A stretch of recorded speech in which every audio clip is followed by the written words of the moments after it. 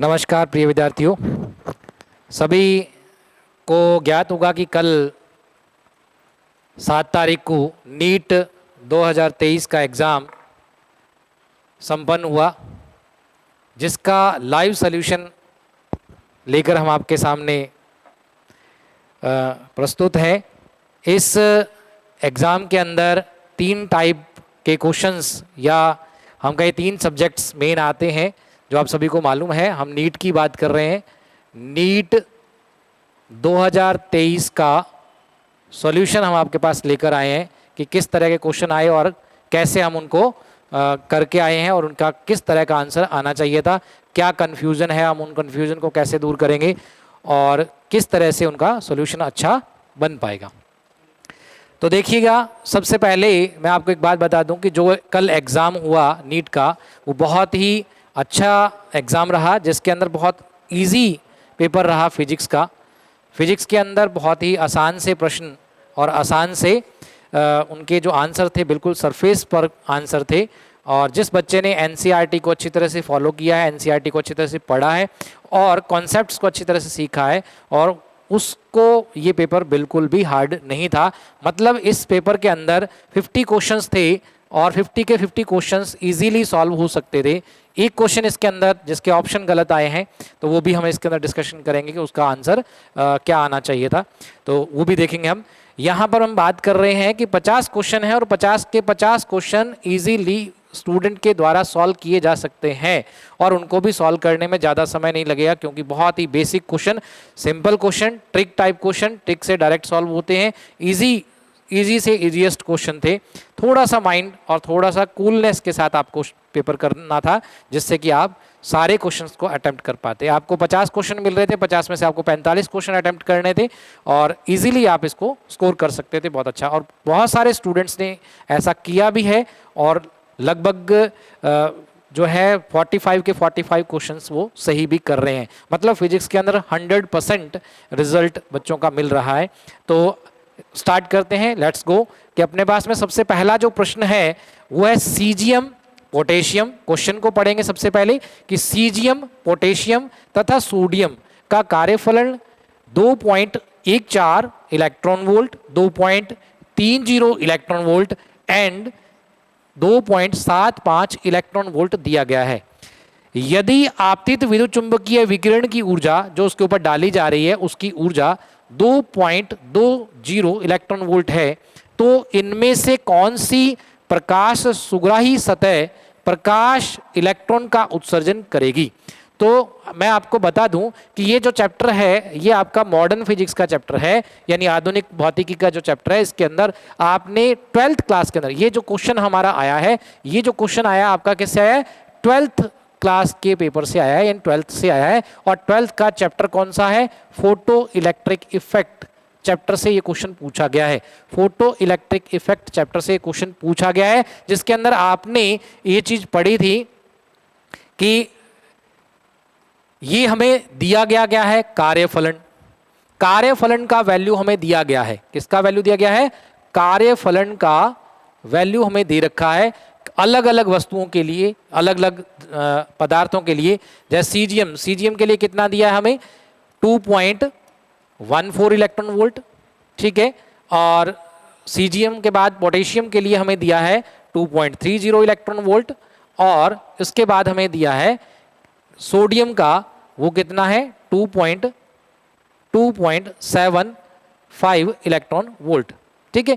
प्रिय विद्यार्थियों, यहां पर एक छोटी सी बात को आप समझे। इस पर जो ऊर्जा डाली जा रही है, मतलब ये सतह है और इस सतह पर कोई ऊर्जा डाली जा रही है और उस ऊर्जा का वैल्यू है, मान लो कितना हमारे पास में E, ठीक है। और इसका जो कार्यफलन है, कार्यफलन का मतलब वो न्यूनतम ऊर्जा जिसको पाकर इलेक्ट्रॉन सतह को छोड़ सकता है, बाहर निकल सकता है, ये न्यूनतम ऊर्जा होती है, ये इसका कार्यफलन होता है, ठीक है। ये वर्क फंक्शन होता है। और जो कार्यफलन है, कार्यफलन जो है, अगर उसको इतनी न्यूनतम ऊर्जा नहीं दी, ये न्यूनतम ऊर्जा है जिससे पाकर वो क्या कर सकता है, न्यूनतम ऊर्जा है जिसे पाकर इलेक्ट्रॉन धातु की सतह को छोड़ सकता है। मतलब कम से कम इतनी चाहिए। अगर इलेक्ट्रॉन को बाहर निकलना है तो इससे ज्यादा ऊर्जा चाहिए। हम इस विकिरण की ऊर्जा जो इसके ऊपर डाल रहे हैं वो कितनी है हमारे पास में, 2.20 इलेक्ट्रॉन वोल्ट। तो प्रिय विद्यार्थियों ध्यान से देखो, इससे कम कार्यफलन किसका है? तो सीजीएम का है, सीधा सीधा दिख रहा है। तो हमारा आंसर क्या होगा? सीजीएम होगा, केवल और केवल सीजीएम। केवल सीजीएम ही ऐसा पदार्थ है जो 2.2 इलेक्ट्रॉन वोल्ट पर क्या कर सकता है? इस इलेक्ट्रॉन को उत्सर्जित कर सकता है, प्रकाश इलेक्ट्रॉन को उत्सर्जित कर सकता है। ये चीजें आप लोगों ने फोटो इलेक्ट्रिक इफेक्ट कौन सी क्लास के? 12वीं क्लास का चैप्टर है और आपका चैप्टर नंबर जो है ये 11 है। 11 नंबर चैप्टर आरबीएससी में 11 नंबर, एनसीईआरटी का 11 नंबर चैप्टर जो है वो आपका क्या है? पीई। और डायरेक्ट क्वेश्चन पूछा, उसके अंदर दिया हुआ है, एक टेबल दे रखी है, उस टेबल के अंदर सीजीएम सबका वो दे रखा है आपको, वहां से उठाकर उसने क्वेश्चन पूछा है। बड़ा सिंपल सा प्रश्न था, बहुत ही आसान सा प्रश्न था।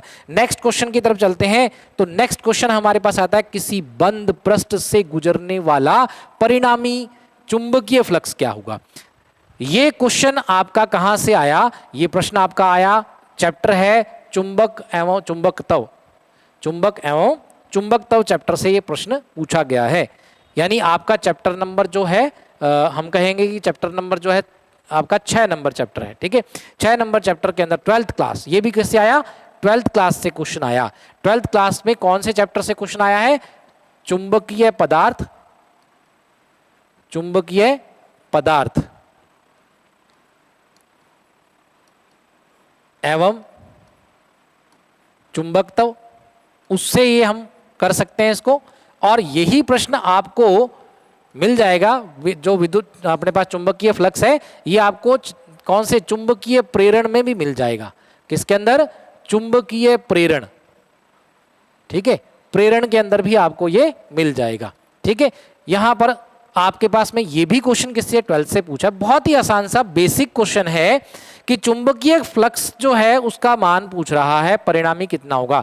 तो चुंबकीय फ्लक्स किसकी बात कर रहा है? पृष्ठ कैसा है? बंद, बंद पृष्ठ की बात कर रहा है। बंद पृष्ठ से कितना फ्लक्स गुजरेगा? बड़ा सिंपल सा प्रश्न है। बंद पृष्ठ से गुजरने वाली चुंबकीय बल रेखाओं की संख्या की बात कर रहा है। और चुंबकीय बल रेखाएं जो होती हैं वो बंद पृष्ठ का निर्माण करती हैं।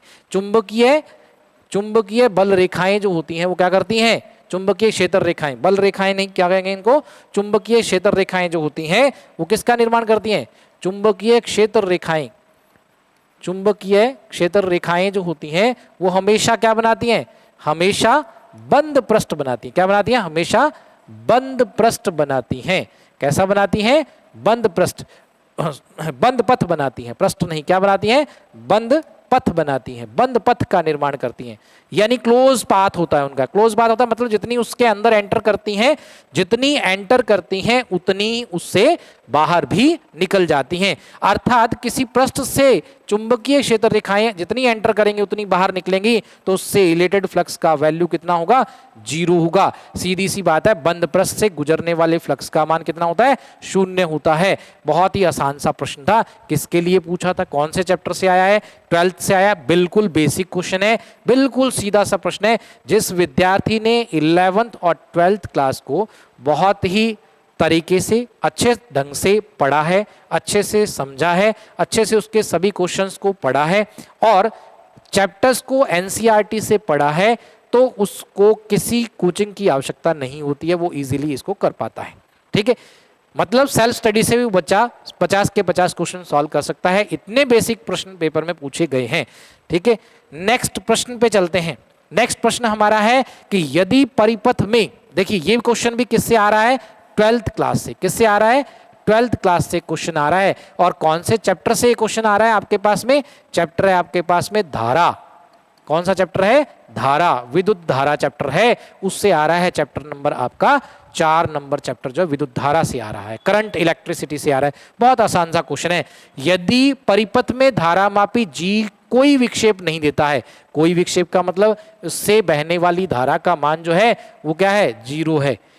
बहने वाली धारा का मान कितना है? 0। यानी कि धारामापी से कोई विक्षेप प्राप्त नहीं हो रहा, धारामापी में कोई भी धारा नहीं है। ये कब हो सकता है? जब इसके सिरों पर विभवांतर का मान क्या हो जाए? बराबर, यानी विभव का मान क्या हो जाए? बराबर हो जाए, यानी विभवांतर 0 हो जाए। सीधी सी बात है कि इसके ऊपर जो विभवांतर आ रहा है उतना ही विभवांतर इसके ऊपर भी होगा। सीधी सा इसके ऊपर हम वोल्टेज निकाल लेंगे, इस पे जो वोल्टेज आएगी वो इस 2 वोल्ट के बराबर रखेंगे और आंसर निकाल लेंगे। इस पे जो वोल्टेज आएगी वो कैसे निकालेंगे? इस परिपथ के अंदर धारा का मान है अपने पास, मान लेते हैं I। कितना है, धारा का मान कितना है, आई है। आई धारा है तो धारा का फॉर्मूला लगाएंगे तो 10 बटा क्या आ जाएगा, 400 प्लस आर आ जाएगा। बड़ा सिंपल सा, ये धारा हो जाएगी आई, किसके अंदर, इस आर में से बहने वाली धारा। तो आर के ऊपर विभवांतर कितना होगा, V is equal to I into R होगा। प्रिय विद्यार्थियों, आई इंटू आर, आई का मान कितना है अपने पास में 10, 10 बटा क्या लिखूं मैं 400 और प्लस क्या लिखूं R, 400 plus R, 400 plus R into क्या आ गया अपने पास में आर। और ये किसके बराबर होगा, 2 वोल्ट के बराबर होगा। ये विभवांतर किसके बराबर होगा, इस बैटरी के विभव के बराबर होगा। बराबर रखेंगे 2 वोल्ट के बराबर रखेंगे। अब इसको आप हल कर सकते हैं और इसका आंसर बड़ा आराम से सॉल्व किया जा सकता है, आंसर को कैलकुलेट किया जा सकता है।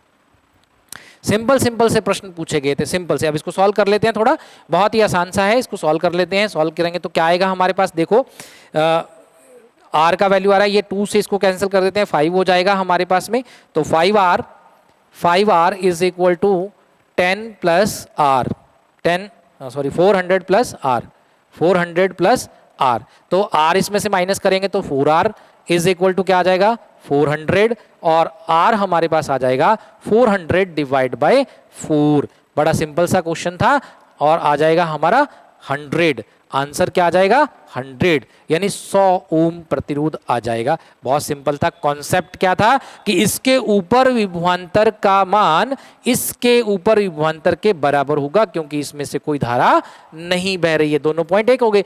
जब धारा नहीं बहेगी इसका मतलब क्या हो गया, दोनों पॉइंट एक हो गए। ये पॉइंट और ये पॉइंट, ये और पॉइंट और ये पॉइंट एक ही पॉइंट बन जाते हैं। इस कारण से इन दोनों पर विभव का मान क्या आना चाहिए, 2 वोल्ट ही आना चाहिए, जिससे आर का मान कितना आएगा 100। अब ये प्रश्न ऐसे भी आ सकता है, यहां पर 400 की जगह 500 कर देगा, तब भी आंसर वैसा का वैसा ही रहेगा। अगर 600 कर रहा है तब भी आंसर वैसा का वैसा रहेगा। मतलब टेक्निक एक ही रहेगी, टेक्निक में कोई चेंज नहीं आएगा। तो बहुत आसान प्रश्न था, ये भी किससे आया, 12th क्लास से आया। चलिए नेक्स्ट प्रश्न की तरफ बढ़ते हैं। नेक्स्ट प्रश्न हमारा आ रहा है, ये भी प्रश्न आपका किससे है, 12th क्लास से है। किससे है, 12th क्लास से ये भी प्रश्न आया है। 12th क्लास का प्रश्न है। कौन सी क्लास का है, 12th क्लास का प्रश्न है। सीधा सीधा प्रश्न है। कौन से चैप्टर से है, प्रत्यावर्ती धारा चैप्टर से है। प्रत्यावर्ती धारा चैप्टर, प्रत्यावर्ती धारा चैप्टर का लास्ट टॉपिक कौन सा है, ट्रांसफार्मर। कौन सा है, ट्रांसफार्मर लास्ट टॉपिक है। लास्ट टॉपिक से प्रश्न आया है। ट्रांसफार्मर किस सिद्धांत पर कार्य करता है, जितनी शक्ति उसमें एंटर होती है उतनी शक्ति उससे बाहर निकलती है। इतना सिंपल प्रश्न है, सुन लीजिए। 12 वोल्ट 60 वाट लैंप अपचाई ट्रांसफार्मर के द्वितीयक से जुड़ा हुआ है, द्वितीयक कुंडली से। प्राथमिक कुंडली पर कितना लगाया, 220 वोल्ट लगाया, स्रोत जोड़ा गया है।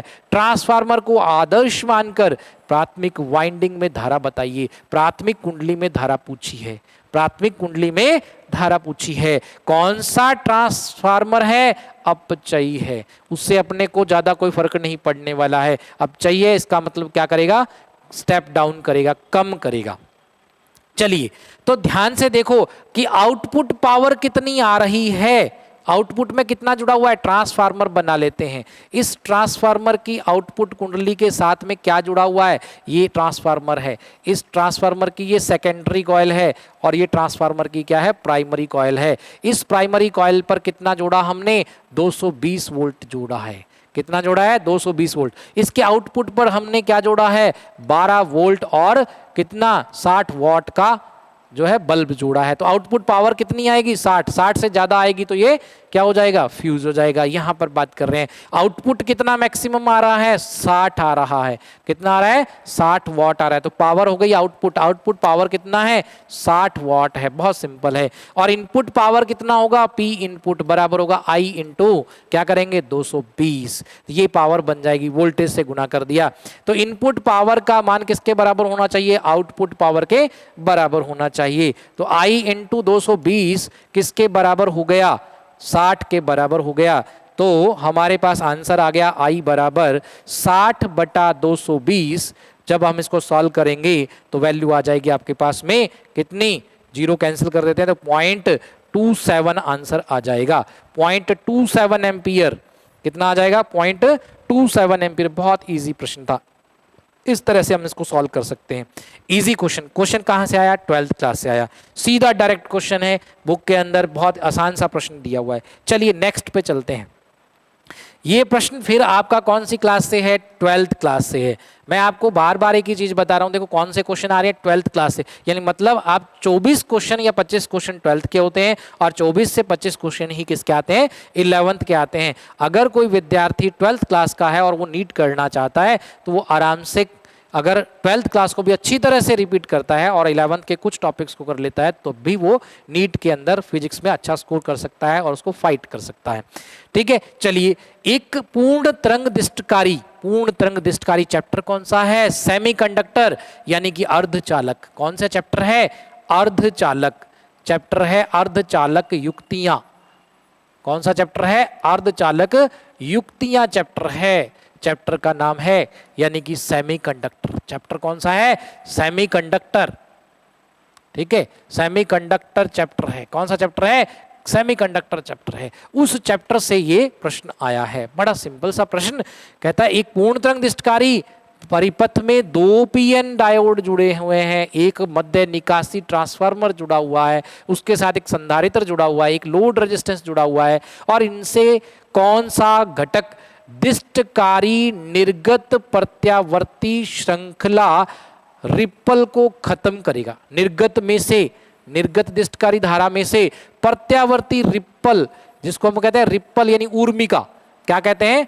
ऊर्मिका, उतार चढ़ाव को खत्म करेगा। तो आप लोगों ने जब 12th क्लास में पढ़ा था कि जब हम एक पूर्ण तरंग दिष्टकारी बनाते हैं तो पूर्ण तरंग दिष्टकारी के अंदर हमारे पास में यहां पर एक द्वितीयक कुंडली लगी हुई है और इस कुंडली के साथ में इधर क्या लगा हुआ है? एक डायोड लगा हुआ है, एक डायोड यहां पे लगा हुआ है और एक यहां पर इसका पॉइंट है, न्यूट्रल पॉइंट है। इस डायोड को इसके साथ में अटैच कर देते हैं हम, देखो ठीक है, इसको अटैच कर दिया यहां पर और इससे एक आउटपुट हम यहां पर बना देते हैं। ये हमारा लोड हो गया, यहाँ पे लोड बनेगा, यहाँ लोड रेजिस्टेंस आएगा, RL आएगा। इस पे जो रिजल्ट आएगा उस रिजल्ट को फिल्टर करना पड़ेगा। तो उससे पहले यहाँ पर एक संधारित्र लगाया गया है। क्या लगाया गया है? संधारित्र। तो संधारित्र क्या काम करता है? फिल्टर का काम करता है। किसका काम करता है? ये फिल्टर का काम करता है। फिल्टर है ये। फिल्टर क्या करता है? इसमें से जो यहां पर धारा आ रही है उस धारा का मान उतार चढ़ाव वाला है तो कैसी? दिष्ट धारा है, लेकिन कैसी होगी? उतार चढ़ाव वाली धारा होगी, ऐसे वाली धारा होगी हमारी। ठीक है, इस तरह की धारा है। तो इसमें उतार चढ़ाव आ रहे हैं, यानी इसके अंदर ऊर्मिका है। उतार चढ़ाव को क्या बोलते हैं? ऊर्मिका। इस ऊर्मिका को खत्म करने के लिए, इन ऊर्मिकाओं को खत्म करने के लिए क्या किया जाएगा? इन ऊर्मिकाओं को खत्म करने के लिए इसके आगे एक फिल्टर लगाया जाएगा। और फिल्टर कौन है? संधारित्र। तो सीधी सी बात है, ऊर्मिकाओं को खत्म करने के लिए कौन काम कर रहा है? संधारित्र। तो हमारा आंसर क्या होगा? संधारित्र ऐसा उपकरण है जो क्या करता है? दिष्टकारी से प्राप्त दिष्ट धारा, जिसके अंदर ऊर्मिका यानी प्रत्यावर्ती धारा का घटक होता है, उस घटक को खत्म करने का काम करता है कौन? फिल्टर। और फिल्टर यहां पर कौन है? संधारित्र है। आपको पता होगा संधारित्र के लिए हम लिखते हैं कि संधारित्र का जो प्रतिरोध होता है वो XC होता है 1/C ओमेगा, 1/C ओमेगा। प्रत्यावर्ती धारा के ओमेगा का मान जो है वो 0 नहीं होता है, इसलिए ये कुछ अल्प प्रतिरोध उत्पन्न करता है, अल्प प्रतिरोध उत्पन्न करता है। लेकिन अगर मैं बात करता हूं दिष्ट धारा, उसके लिए ओमेगा का मान 0 होता है, F का मान 0 तो ओमेगा का मान भी 0 होता है, जिससे ये XC is equal to infinity हो जाता है। मतलब ये पूर्ण रूप से दिष्ट धारा को रोक देता है, दिष्ट धारा को पूर्ण रूप से रोक देता है और प्रत्यावर्ती धारा को अपने अंदर से जाने देता है, अर्थात दोनों को अलग अलग करने का काम करता है। तो यही हमारे से पूछा था, प्रत्यावर्ती धारा को अलग करने के लिए कौन काम कर रहा है? संधारित्र काम कर रहा है। बहुत अच्छा था। चलिए नेक्स्ट प्रश्न पे चलते हैं। तो आंसर क्या आया? संधारित्र। क्वेश्चन नंबर 6 पे चलते हैं। क्वेश्चन नंबर 6 हमारा क्या है कि एक समतल विद्युत चुंबकीय तरंग। अच्छा, ये प्रश्न भी किससे आया? 12th क्लास से आया। किससे आया? 12th क्लास का प्रश्न है। कौन से चैप्टर से है? विद्युत चुंबकीय तरंग से है। विद्युत चुंबकीय तरंग वाले चैप्टर से ये क्वेश्चन आया है। ठीक है, विद्युत चुंबकीय तरंग से ये क्वेश्चन आया। बहुत सिंपल सा प्रश्न है ये भी, ठीक है, वहां से इसको कैलकुलेशन कर सकते हैं। एक समतल विद्युत चुंबकीय तरंग मुक्त आकाश के अंदर गति कर रही है यदि विद्युत क्षेत्र इतना है। विद्युत क्षेत्र का मान कितना है प्रिय विद्यार्थियों? विद्युत क्षेत्र का मान दे रखा है 48 और वोल्ट पर मीटर, ये दे रखा है हमें। और कहता है तथा 2.0 × 10 हर्ट्ज की आवृत्ति पर ज्यावक्रीय अनुरूप दोलन करता है। आवृत्ति दे रखी है, तब विद्युत चुंबकीय यानी चुंबकीय क्षेत्र के दोलन का आयाम क्या होगा? निर्वात में प्रकाश की चाल ये है। बड़ा सिंपल सा प्रश्न है। विद्युत चुंबकीय तरंग यानी इलेक्ट्रोमैग्नेटिक वेव EMW का जो वेग होता है वो दिया जाता है V बराबर E/B से। बड़ा सिंपल सा प्रश्न है, E/B से। तो मुझे यहां से B निकालना है, तो B बराबर क्या बनेगा? E/V बनेगा, E/V, E/V। E विद्युत क्षेत्र की तीव्रता कितनी है? 48 48 डिवाइड बाय V का मान कितना है? वेग कितना है? प्रकाश का वेग हमारे पास यहाँ पे है 3 × 10⁻8। इसको सॉल्व कर देते हैं तो हमारे पास आ जाएगा 16 × 10⁻−8। तो आंसर निकलेगा हमारा 1.6 × 10⁻7 और टेस्ला इसका आंसर आ जाएगा 1.6 × 10⁻7 टेस्ला। बहुत इजी प्रश्न था। 4 नंबर ऑप्शन हमारा यहां पर राइट रहेगा। ध्यान रखें ये प्रश्न हमारा 12th क्लास का है। कौन से चैप्टर का है? विद्युत चुंबकीय तरंग का है। और यही टॉपिक आपको वेग वर्णता, कौन सा चैप्टर था? वेग वर्णता कहीं पे पढ़ा था आपने, वेग वर्णकर्ता। वेग वर्ण करता एक टॉपिक था सिलेक्टर, उसके ऊपर क्वेश्चन आया था। ये किस पे आया था?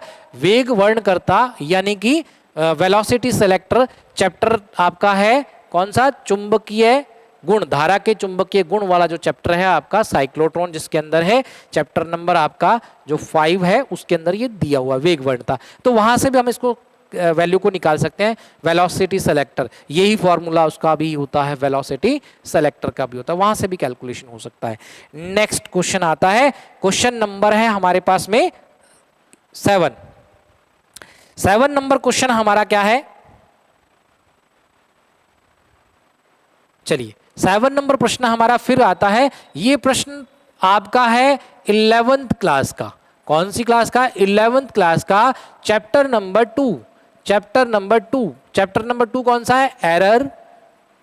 एरर एंड डायमेंशन वाला चैप्टर जो है, डायमेंशन वाला चैप्टर जो है, उस चैप्टर से ये क्वेश्चन आया है। कौन से चैप्टर से है?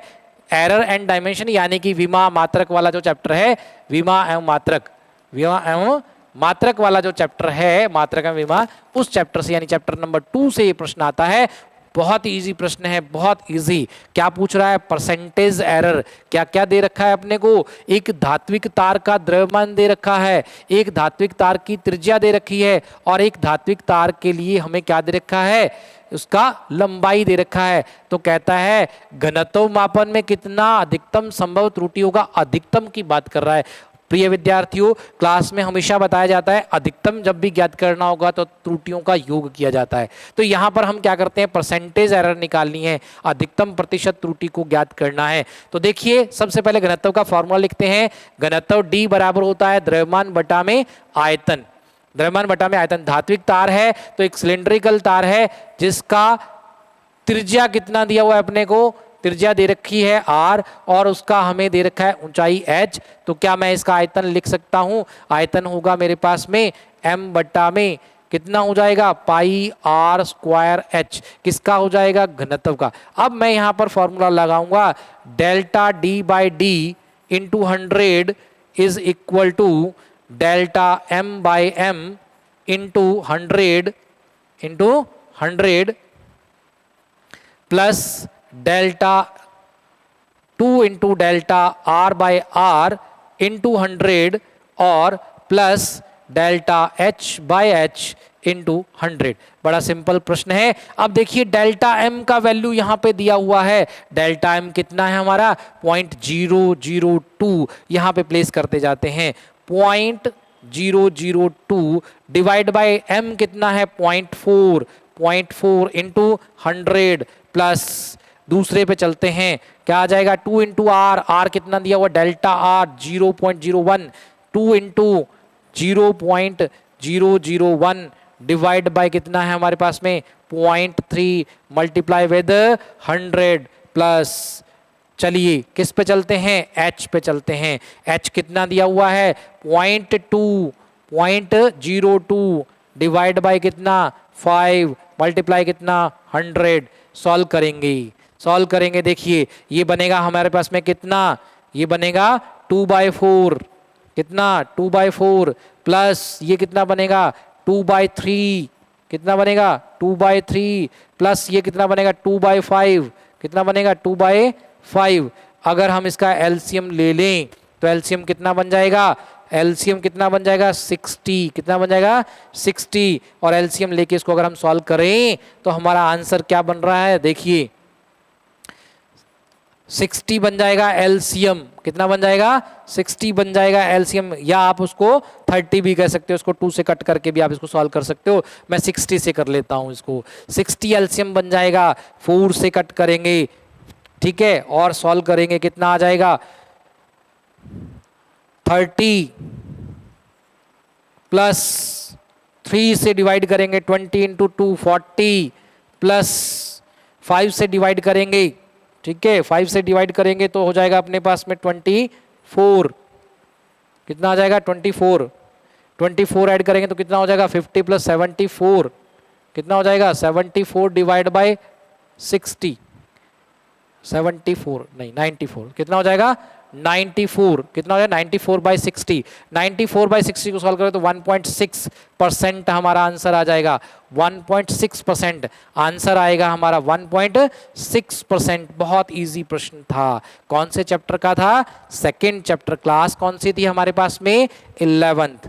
नेक्स्ट पे चलते हैं। नेक्स्ट क्वेश्चन जो हमारे पास में आया है 8 नंबर प्रश्न, 8 नंबर क्वेश्चन जो है वो 12th क्लास का है। कौन सी क्लास का है, 12th क्लास का। चैप्टर नंबर जो है हमारे पास में, चैप्टर नंबर जो हमारे पास में है 9, चैप्टर नंबर 9 प्रकाश। कौन सा चैप्टर है, प्रकाश, कौन सा, किरण प्रकाशिकी।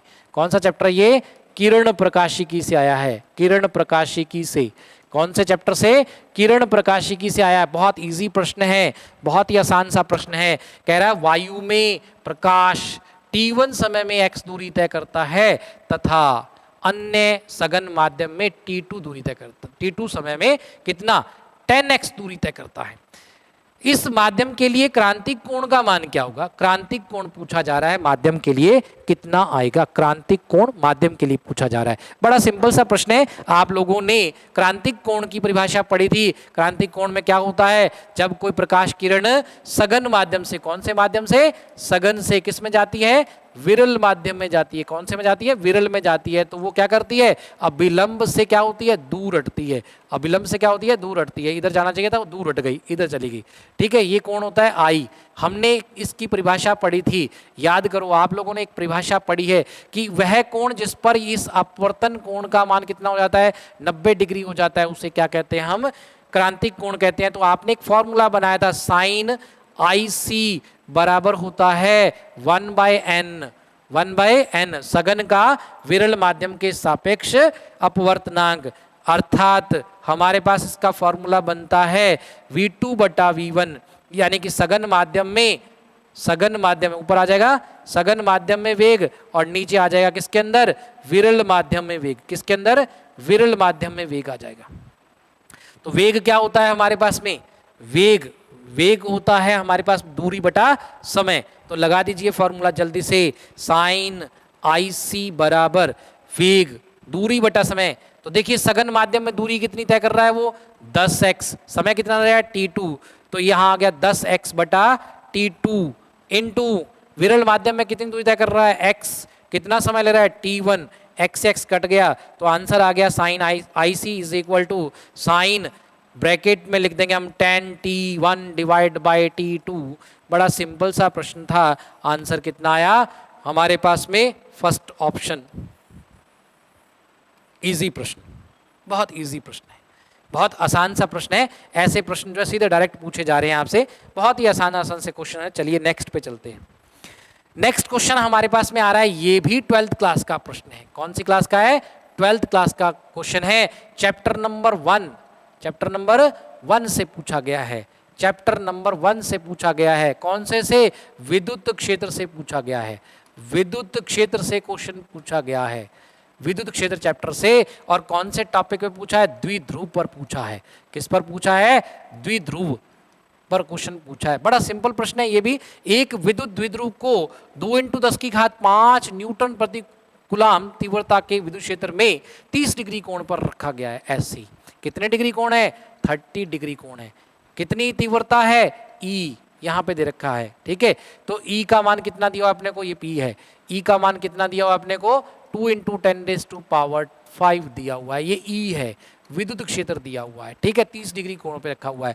बल आघूर्ण कितना अनुभव करता है, बल आघूर्ण उसके ऊपर कितना काम करता है, 4 न्यूटन मीटर। यानी कि इसके ऊपर बल आघूर्ण कितना आ रहा है, 4 न्यूटन मीटर आ रहा है। क्वेश्चन पूछ रहा है कि यदि द्विध्रुव की लंबाई कितनी है, 2 सेंटीमीटर है। द्विध्रुव की लंबाई जिसको हम L0 सपोज कर लेते हैं, कितना है, 2 सेंटीमीटर है।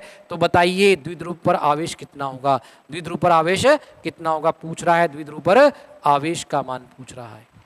प्रिय विद्यार्थियों, आप लोगों को मालूम है टो बराबर होता है PE sin थीटा, सबने पढ़ा हुआ है 12th क्लास चैप्टर नंबर 1 द्विध्रुव में पढ़ा था। बल आघूर्ण काम करता है, टो बराबर हमारा सूत्र बन जाएगा P क्या होता है, Q × D, उसकी प्रभावी लंबाई, तो Q × L0 × E और sin theta.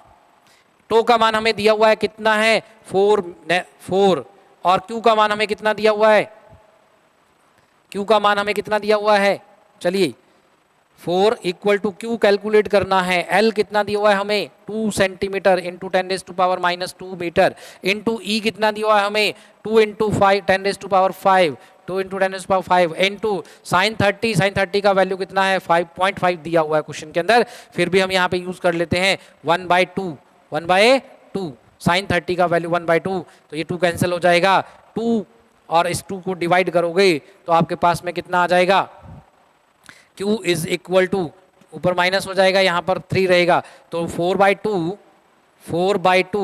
Into 10⁻³ 10⁻³ that is 2 × 10⁻³ coulomb, ये चार्ज आएगा, यानी 2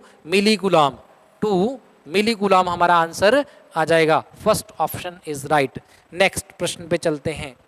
नेक्स्ट क्वेश्चन देखिए, नेक्स्ट क्वेश्चन हमारा है वो भी बहुत आसान सा प्रश्न है। चलिए नेक्स्ट प्रश्न पे चलते हैं। नेक्स्ट प्रश्न जो है वो 11th क्लास का दिया गया है।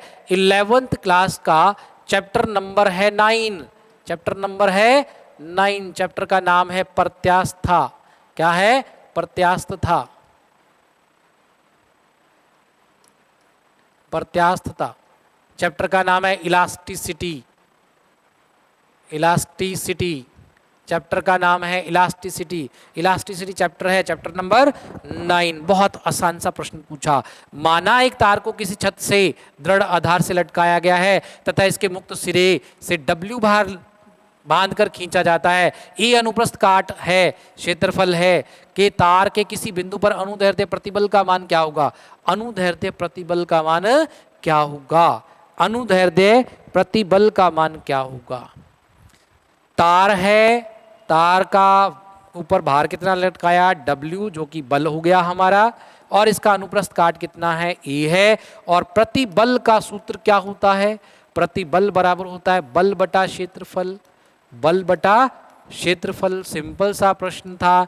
बल कितना है, W, और क्षेत्रफल कितना है, A, W बटा A। राइट आंसर हो जाएगा 3rd।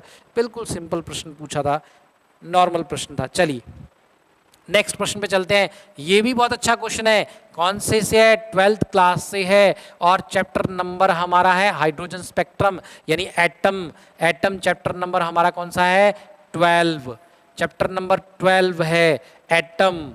कौन सा चैप्टर है, एटम, 12 नंबर चैप्टर दिया हुआ है एटम, परमाणु से दिया है क्वेश्चन। हाइड्रोजन स्पेक्ट्रम में बामर श्रेणी की न्यूनतम तरंगदैर्ध्य लैम्डा है, तो ब्रैकेट श्रेणी की न्यूनतम तरंगदैर्ध्य होगी, न्यूनतम तरंगदैर्ध्य। सिंपल प्रश्न है। देखिए पहले बामर दिया हुआ है, मैं एक सूत्र लिख रहा हूँ, 1/λ होता है R, ब्रैकेट होता है 1/n1 n1² - 1/2 n2 स्क्वायर, सीधा फॉर्मूला है, इंपेरिकल फॉर्मूला कहते हैं। मैं इसको थोड़ा सा ऐसे कर लेता हूँ, न्यूनतम की बात कर रहा है। तो प्रिय विद्यार्थियों, न्यूनतम के लिए एक छोटा सा कॉन्सेप्ट है, ये हमारा n इज इक्वल टू 1 वाला पार्ट है और ये n is equal to infinite वाला पार्ट है। और यहाँ पर n इज इक्वल टू 2 हो जाएगा, यहाँ n इज इक्वल टू 3 हो जाएगा, यहाँ n इज इक्वल टू 4 हो जाएगा। इस तरह से n इज इक्वल टू चलते जाएंगे। अगर n इज इक्वल टू 1 में आ रहे हैं तो लाइमन बनेगी। क्या बनेगी? लाइमन। श्रेणियां पढ़ी थी आप लोगों ने, कौन सी श्रेणी पढ़ेगी? लाइमन श्रेणी कहाँ बनती है? जब अनंत से किसके अंदर जंप होता है? इसके अंदर जंप होता है। पहले में, सारे जंप किस में होते हैं? पहले में होते हैं, तो लाइमन बनता है। दूसरा कहाँ बनता है? दूसरी आती है बामर। दूसरे के लिए क्या आती है? बामर। और तीसरे के लिए क्या आती है? पाश्चन। क्या आती है? पाश्चन। और उसके बाद में हमारे पास क्या आता है? ब्रैकेट। कौन सी आती है? ब्रैकेट आती है। ये ब्रैकेट वाली श्रेणी की बात कर रहा है। तो n इज इक्वल टू क्या हो गया उसका? 4। यानी n1 कितना हो गया हमारे पास में? ब्रैकेट के लिए 4, और हमारी बामर श्रेणी के लिए कितना हो गया? 2। अब मैंने कहा न्यूनतम तरंगदैर्घ्य तब निकल सकती है जब वो जंप करेगा इनफाइनाइट से किसके अंदर?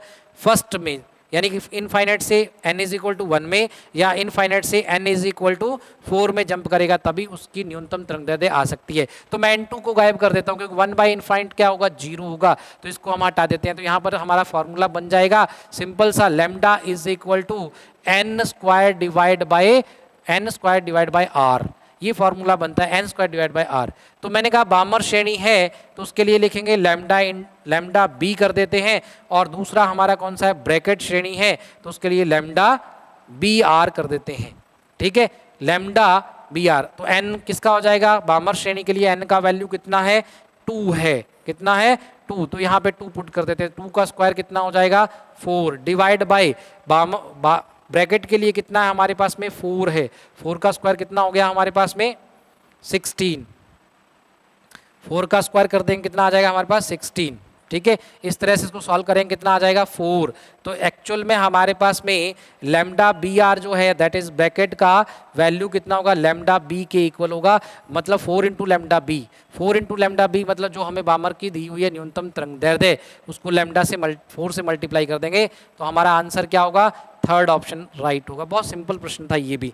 और कौन से चैप्टर से आया? 12th क्लास का एटम चैप्टर है। नेक्स्ट क्वेश्चन है आपके पास में 12 नंबर। किसी गैस का तापमान -50 डिग्री सेल्सियस है, गैस को किस तापमान तक गर्म किया जाए कि इसकी वर्ग माध्य मूल चाल 3 गुणी हो जाए? 3 गुणी वृद्धि हो जाए। यहाँ पर स्ट्रेस है, वृद्धि हो जाए, मतलब पहले अगर उसकी RMS वैल्यू v थी तो बाद में 3v और हो जाएगी, तो टोटल कितनी हो जाएगी? 4v। कितनी हो जाएगी? 4v। ठीक है, अब यहाँ पर एक सीधा सा इसका मेथड है। VRMS जो होता है वो √T के समानुपाती होता है। किसके? √T के समानुपाती होता है, √T के। इसका मतलब VRMS स्क्वायर किसके बराबर हो जाएगा? VRMS के स्क्वायर का वैल्यू किसके इक्वल हो जाएगा? T के समानुपाती हो जाएगा। T के समानुपाती। तो पहली कंडीशन और दूसरी कंडीशन अपने को टेम्परेचर दे रखा है, तो VRMS यानी दूसरी कंडीशन में कितना आया हमारे पास में? 4v। तो यहाँ पे लिखता हूँ 4v डिवाइड बाय कितना लिख दें? v। इसका क्या कर दें? Whole square is equal to, पहली कंडीशन में कितना है अपने पास में? t, सेकंड कंडीशन में T2, फर्स्ट कंडीशन में T1। तो T2 इज इक्वल टू क्या बन जाएगा? T1 इंटू क्या आ जाएगा हमारे पास में? 16। T1 इंटू 16 आ जाएगा। T1 का वैल्यू कितना दिया? -50। तो सबसे पहले इसको आप टेम्परेचर को किस में कन्वर्ट कर लीजिए? केल्विन में कन्वर्ट कर लीजिए। तो 273 इसमें ऐड करेंगे, तो यहाँ हमारे पास में -50 है, ऐड करेंगे तो ये हमारे पास आ जाएगा 223 केल्विन आ जाएगा। जब मैं इसको इससे मल्टीप्लाई करता हूँ, 223 मल्टीप्लाई विद कितना? 16। जब मल्टीप्लाई करेंगे तो ये हमारे पास में वैल्यू जो आएगा वो लगभग 35 आएगा, और 35 में से माइनस कर देंगे कितना? 273। तो रियलिटी में हमारा आंसर कितना आ जाएगा? 32950 डिग्री सेंटीग्रेड, क्योंकि यहाँ पर जो वैल्यू आएगी वो केल्विन में आएगी। मुझे किस में आंसर बताना है? डिग्री सेंटीग्रेड में। तो हमारा आंसर कितना आ जाएगा? 3295 डिग्री सेंटीग्रेड। ये क्वेश्चन आपका 11th क्लास का क्वेश्चन है और कौन से चैप्टर से आया? KTG kinetic theory of gases से ये क्वेश्चन है। KTG kinetic theory of gases का क्वेश्चन है, सरफेस क्वेश्चन है, वीआरएमएस निकालना होता है उसके अंदर, सीधा सा प्रश्न है। चलिए नेक्स्ट क्वेश्चन हमारे पास में है 13 नंबर। 13 नंबर क्वेश्चन हमारा क्या है कि एक फुटबॉल का खिलाड़ी दक्षिण दिशा की ओर दौड़ रहा है और विरोधी से बचने के लिए अचानक समान चाल से पूर्व की ओर मुड़ता है। खिलाड़ी पर आरोपित बल जब वह मुड़ता है होगा। ये प्रश्न आपका क्लास 11th का है और 11th क्लास में ये क्वेश्चन आपका चैप्टर नंबर जो आपका क्या कहें कि हम बोले गति से दिया गया है। किससे दिया गया है? गति या मोशन से दिया गया है। ठीक है, मोशन से क्वेश्चन दिया गया और मोशन कौन सी? 2D। कौन सी मोशन है ये? 2D मोशन है, समतल में गति है, उससे दिया गया है। चलता चलता वो मुड़ जाता है पूर्व की दिशा में। जा कहाँ रहा था वो? देखिए ध्यान से सुनिए, कैसे जा रहा था वो? दक्षिण दिशा में जा रहा था, इधर इधर जाता हुआ अचानक से किधर मुड़ जाता है? पूर्व में। ये हमारी पूर्व दिशा है, ये हमारी उत्तर दिशा है, ये हमारी पश्चिम दिशा है और ये हमारी दक्षिण दिशा है, साउथ। वो चाह रहा था साउथ में जाते जाते किधर मुड़ गया? वो मुड़ गया किधर? ईस्ट की तरफ मुड़ गया। तो परिणामी जो है, वो जो परिणामी यहाँ पर त्वरण उत्पन्न होगा, उस त्वरण की दिशा, वेग में परिवर्तन की दिशा, वेग में परिवर्तन निकालेंगे। वेग में परिवर्तन किधर आ जाएगा? इस डायरेक्शन में आ जाएगा। अब यहाँ पर इसके ऊपर जो आरोपित बल है, यानी परिणामी निकालना पड़ेगा हमें। क्या निकालना पड़ेगा? परिणामी। जब हम परिणामी निकालेंगे तो इसका परिणामी किधर आ जाएगा हमारे पास में? इस तरह से प्रदर्शित होगा।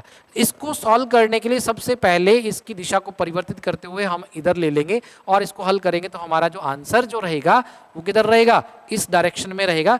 डायरेक्शनल क्वेश्चन होते हैं, उसके अंदर थोड़ा सा ध्यान रखना होता है, अपोजिट डायरेक्शन के अंदर इसको चेंज कर लिया जाता है। मतलब इसको यहाँ पर एक ही पॉइंट पर ले लेना है। इस पॉइंट, इसको तो यहाँ ले लिया, लेकिन इसको इसी पॉइंट पर लेना है तो इसको अपोजिट डायरेक्शन में माइनस में करके ले लेंगे तो हमारे पास में ये वैल्यू यहाँ पर आ जाएगी, इस डायरेक्शन के अंदर बन जाएगा। यानी हमारा जो आंसर आएगा किस तरफ उसके ऊपर बल काम करेगा? बल जो है F is equal to M into A होता है, सिंपल सा है। बल is equal to F into M into A होता है, तो ए चाहिए त्वरण, और त्वरण की दिशा वेग परिवर्तन की दिशा में होती है। त्वरण की दिशा वेग परिवर्तन की दिशा में होती है। तो यहाँ से हम आंसर ले सकते हैं। हमारा आंसर क्या आएगा? उत्तर से पूर्व। देखो ये हमारा रहा उत्तर और ये रहा हमारा पूर्व। उत्तर से पूर्व दिशा में, उत्तर से किस दिशा में चला गया? पूर्व दिशा में चला गया। उत्तर से पूर्व दिशा की ओर मुड़ जाएगा। बहुत सिंपल सा प्रश्न था, ये भी कॉन्सेप्चुअल क्वेश्चन था, थोड़ा सा कॉन्सेप्ट को सीखना था।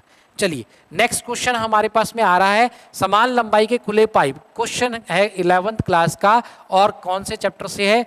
वेव से है। कौन से चैप्टर से है? वेव से है। और उसके अंदर आपने खुला पाइप और बंद ऑर्गन पाइप पढ़ा है। मूल गुणावर्तियों की आवर्तियों का अनुपात पूछा है, यानी प्रथम आवर्ती पूछी है। देखिए अगर हमारे पास में बंद पाइप है तो हमें पता है कि बंद पाइप में बंद सिरे पर हमेशा क्या बनता है?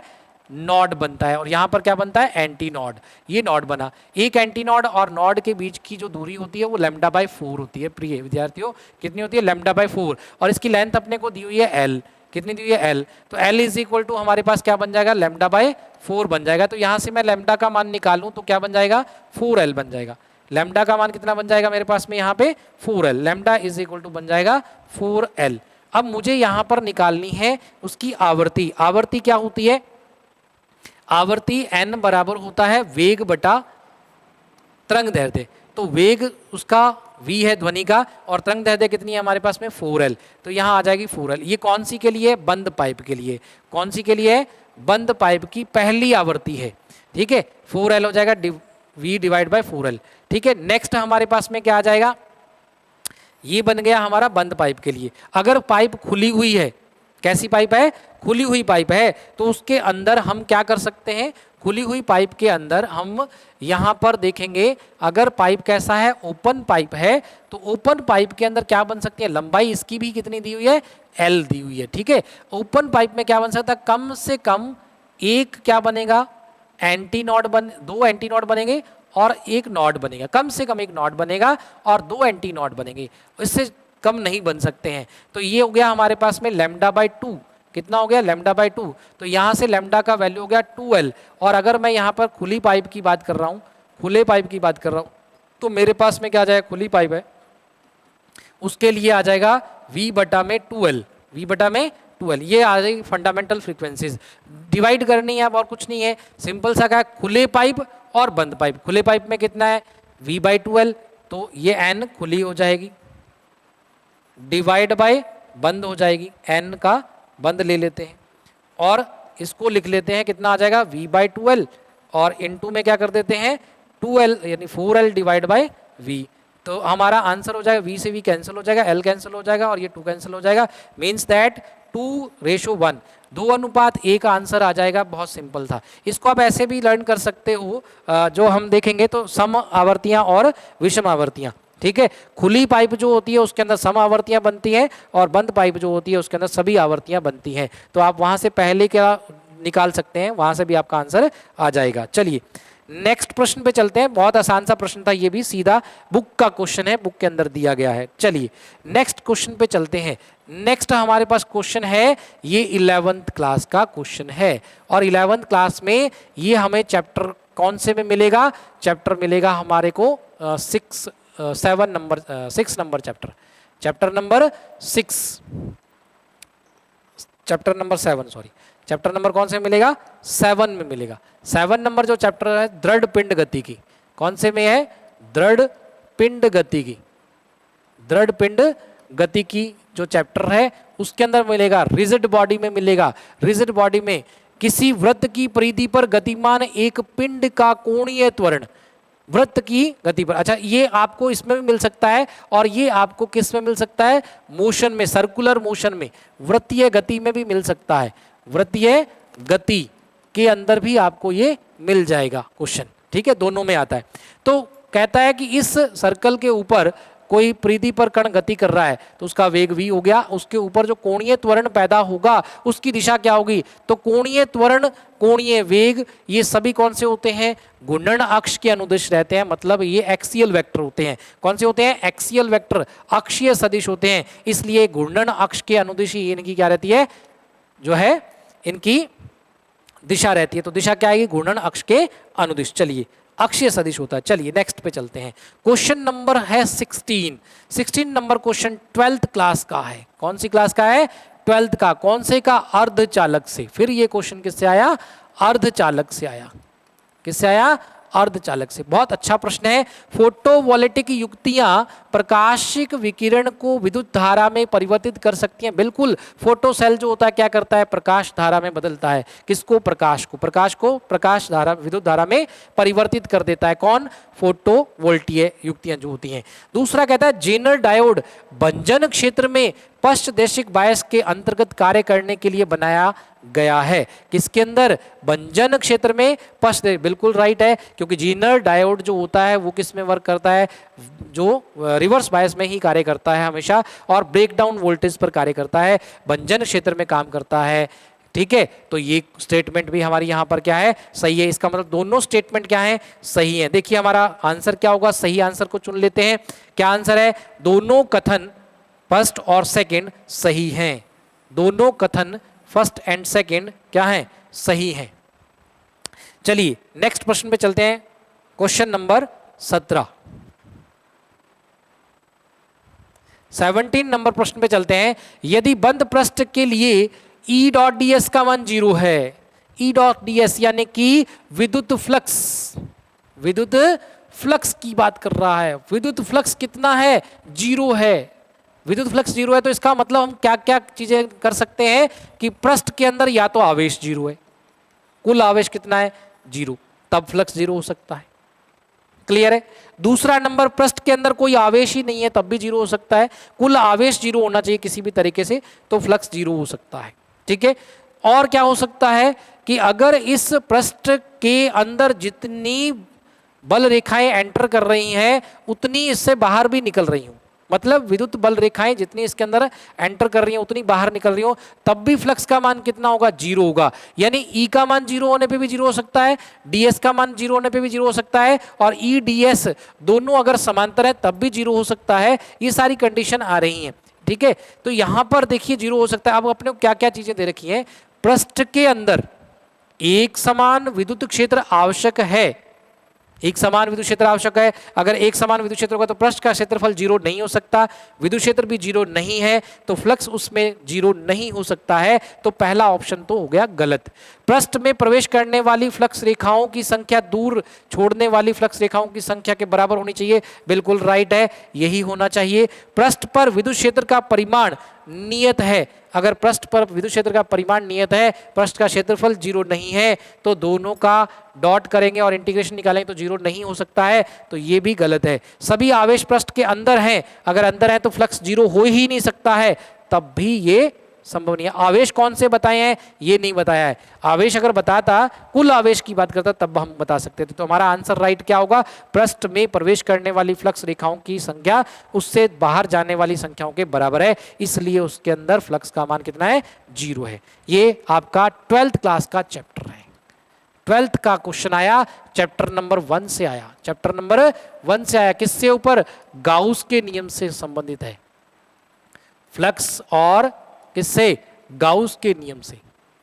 ये गाउस के नियम से क्वेश्चन आता है, ठीक है। चलिए नेक्स्ट प्रश्न पे चलते हैं। नेक्स्ट प्रश्न है 18 नंबर प्रश्न, बहुत आसान सा प्रश्न, चैप्टर है ये, 12th क्लास का क्वेश्चन है और 12th क्लास में चैप्टर कौन सा है, धारा। कौन सा चैप्टर है, धारा चैप्टर है। चैप्टर नंबर है आपके पास में 4, इसको हम चैप्टर नंबर 4 कह देते हैं। 4 नंबर चैप्टर या 3 नंबर चैप्टर, जो भी आप उसको समझे, ठीक है। पुराने सिलेबस में 4 नंबर था, अब ये 3 नंबर चैप्टर है। तो ये 3 नंबर चैप्टर के अंदर से प्रश्न आ रहा है, धारा चैप्टर से आ रहा है। कौन से चैप्टर से आ रहा है, धारा चैप्टर से आ रहा है। वर्ण कोड से ज्ञात किया गया कि ये कार्बन प्रतिरोध प्रतिरक्षी का मान या प्रतिरोध का मान जो है वो कितना है, 22,000 ±5% ओम दिया गया है। तो तीसरे बैंड का वर्ण क्या होना चाहिए, तो सबसे पहले विद्यार्थियों क्या करेंगे, 22 × 10⁻³ लिखेंगे और प्लस माइनस क्या कर देंगे, 5%। अब देखो जो पहला आपके पास जो अंक है वो बैंड 1 को बताता है, दूसरा अंक जो है वो बैंड 2 को बताता है और तीसरा अंक जो है वो तीसरे बैंड को बताता है, ठीक है। सीधी सी बात है, अपने को तीसरे का ही पूछा है। चलिए अब इसके कलर को कैसे याद करेंगे, तो आपने एक तरीका पढ़ा था, B B Roy great Britain very good wife, ऐसा कुछ पढ़ा हुआ है आपका। तो black brown red orange yellow. अब इसके अंदर पहली पट्टी होती है, दूसरी पट्टी होती है, तीसरी पट्टी होती है, तीनों की बात करते हैं तो यहाँ पर आता है, आप 0 से स्टार्ट करते हैं काउंटिंग, 0 1 2 3 एंड 4। यहाँ पे भी क्या लिखेंगे, 0 1 2 एंड 3 एंड 4। यहाँ क्या लिखेंगे, 10⁻0 10⁻1 10⁻2 एंड 10⁻3। तो 10⁻3 किसके अंदर आ रहा है, ऑरेंज पे आ रहा है, तो हमारा आंसर क्या होगा, नारंगी रंग होगा। कैसा होगा, नारंगी रंग होगा। ये बता रहा है अपने को सिंपल तरीके से, बहुत आसान सा क्वेश्चन है, क्लास में बहुत बार करवाया जाता है और पढ़ाते टाइम भी बहुत बार बताया जाता है इस तरह का प्रश्न को। चलिए नेक्स्ट प्रश्न पे चलते हैं। देखिए 29 नंबर प्रश्न, बहुत आसान, ये भी प्रश्न आसान सा आया और ये भी प्रश्न किससे आया, 12th क्लास से आया। कौन सी से आया, 12th क्लास से प्रश्न आया। कौन से चैप्टर से आया, प्रत्यावर्ती चैप्टर, ये है आपका चुंबकीय प्रेरण। कौन सा चैप्टर है, चुंबकीय प्रेरण, चुंबकीय प्रेरण चैप्टर है, उस चैप्टर से ही आया है। और चुंबकीय प्रेरण जो चैप्टर है हमारा वो चैप्टर नंबर है 6 नंबर चैप्टर, 7 या 6 नंबर चैप्टर है विद्युत चुंबकीय प्रेरण। विद्युत चुंबकीय प्रेरण चैप्टर से आया। कौन से आया, विद्युत चुंबकीय प्रेरण चैप्टर से। वहां पर प्रेरकत्व में संचित ऊर्जा का मान दिया जाता है और प्रेरकत्व में संचित ऊर्जा होती है 1/2 Li²। बड़ा सिंपल प्रश्न था, ऊर्जा संग्रहित हो रही है उसके अंदर, ठीक है ना, ऊर्जा ही पूछिए और कुछ पूछा ही नहीं। चुंबकीय ऊर्जा 1/2 Li²। L कितना है, 1/2 L कितना है अपने पास में, 4 माइक्रो हेनरी इंटू 10 और I कितना दिया हुआ है, 2 का स्क्वायर कितना हो गया 4, ये 2 कटा इससे 2 तो कितना आ गया 8 micro joule answer, 8 micro joule answer. बड़ा सिंपल प्रश्न था, 8 माइक्रो जूल आंसर, इजीली हम इसको सॉल्व कर सकते थे। चलिए नेक्स्ट प्रश्न आ रहा है। नेक्स्ट प्रश्न भी कौन सी क्लास से है, 12th से। कौन सी से है, 12th से है। नेक्स्ट क्वेश्चन जो है ये भी किससे है, 12th से है, ठीक है। ये चैप्टर, ये क्वेश्चन था हमारा 19 नंबर क्वेश्चन था। कौन सा था? 19 नंबर। अब ये हमारा हो गया कौन सा? 20 नंबर क्वेश्चन। ये भी 12 से आया। कौन से चैप्टर से आया? एसी से, अल्टरनेटिव करंट, प्रत्यावर्ती धारा चैप्टर से आया है। प्रत्यावर्ती धारा, प्रत्यावर्ती धारा पाठ से लिया गया है ये क्वेश्चन, और बहुत आसान है। एनसीईआरटी का एग्जाम्पल है, सिंपल सा प्रश्न है। क्या पूछा है? एलसीआर परिपथ में प्रेरकत्व इतना है, और जो हमारे पास में है ये प्रेरकत्व दे रखा है 10, और ये हमें दे रखा है संधारित्र का मान। इसमें कुछ मिस्टेक है, उसको सही कर लेंगे अपने, ठीक है। एलसीआर परिपथ में प्रेरकत्व कितना है? 10 मिली हेनरी धारा और तथा प्रतिरोध का मान इतना है, तो अनुनाद उत्पन्न होने की स्थिति में आवृत्ति कितनी होगी? अनुनाद उत्पन्न होने की स्थिति में आवृत्ति कितनी होगी? तो ये 1 माइक्रोफैरेड है। ये क्या है? 1 माइक्रोफैरेड। ये संधारित्र का मान है। किसका मान है? संधारित्र या धारित्र का मान है। किसका मान है? धारित्र का मान है। यहाँ पे थोड़ा सही कर लें, ठीक है। वो 100 दे रखा है। अब चलिए यहाँ पर अपने को क्या ज्ञात करना है? आवृत्ति ज्ञात करनी है। किसकी उपस्थिति में? अनुनाद। तो बहुत सिंपल सा, अनुनाद की आवृत्ति क्या होती है? Omega is equal to 1/√LC। अनुनाद की अवस्था में 1/√LC। तो मुझे आवृत्ति निकालनी है, F इज इक्वल टू 2 पाई से निकालनी, आवृत्ति F निकालनी है। तो आवृत्ति हो जाएगी हमारे पास में ω/2 पाई। तो ओमेगा का मान कितना है हमारे पास में? ये हो जाएगा 1/2 पाई, और अंडर रूट में क्या आ जाएगा? 1/LC कह सकते हैं इसको। यहाँ से सॉल्व कर सकते हो, ठीक है। तो F इज इक्वल टू, आवृत्ति कैलकुलेट करनी है 1/2 पाई, और अंडर रूट क्या लिख, 1/√L का मान कितना है? देखिए L का मान है 10 मिली हेनरी, तो 10 की घात -3 आ जाएगा, इनटू, और C का मान कितना है? 1 माइक्रो, यानी 10 की घात -6। सॉल्व करेंगे तो ये हो जाएगा अपने पास में, 1 कम हो जाएगा, 10 की घात -2, ये 8 हो जाएगा। तो ऊपर चला जाएगा 4, तो 10 की घात 4 ऊपर चला जाएगा। 10 की घात 4 का 2, सॉरी 10 की घात कितना चला जाएगा? 4। तो 10 की घात 4 ऊपर चला जाएगा, डिवाइड बाय क्या आ जाएगा? 2 पाई। अब इसको अपने सॉल्व कर लेते हैं। 2 पाई यानी कि इसको वैल्यू को रखेंगे तो यहाँ आ जाएगा अपने पास में, इसको लिख लेते हैं 10, ठीक है। 10 डिवाइड बाय, इसको कर देते हैं 2 × 3, 2 × 3.4 करेंगे तो 3.14 करेंगे तो 6.28 आ जाएगा। 6.28 × 10 की घात कितना हो गया? 3। तो किलो में आएगा आंसर। तो ये तो नहीं हो सकता, ये भी नहीं हो सकता, पीछे बच के 2 हमारे, इन दोनों में से आंसर आएगा। 10 में अगर मैं 6.28 का भाग दूंगा तो लगभग 1 पॉइंट समथिंग वैल्यू आएगी। तो 1 पॉइंट समथिंग वैल्यू वाला कौन सा हमारे पास में? फर्स्ट ऑप्शन है। तो आंसर क्या रहेगा हमारा? 1.59 किलो हर्ट्स रहेगा। चलिए नेक्स्ट प्रश्न पे चलते हैं। नेक्स्ट प्रश्न है 21 नंबर क्वेश्चन। देखिए 21 नंबर क्वेश्चन क्या है? निम्नलिखित परिपथ में धारा का परिमाण एवं दिशा बताइए। ये भी किससे आया? 12th क्लास से आया। कौन से आया? 12th class. चैप्टर कौन सा है? चैप्टर वही हमारा धारा, विद्युत धारा चैप्टर है। विद्युत धारा वाले चैप्टर से ये प्रश्न पूछा गया है। धारा का परिमाण एवं दिशा पूछी है इसके अंदर।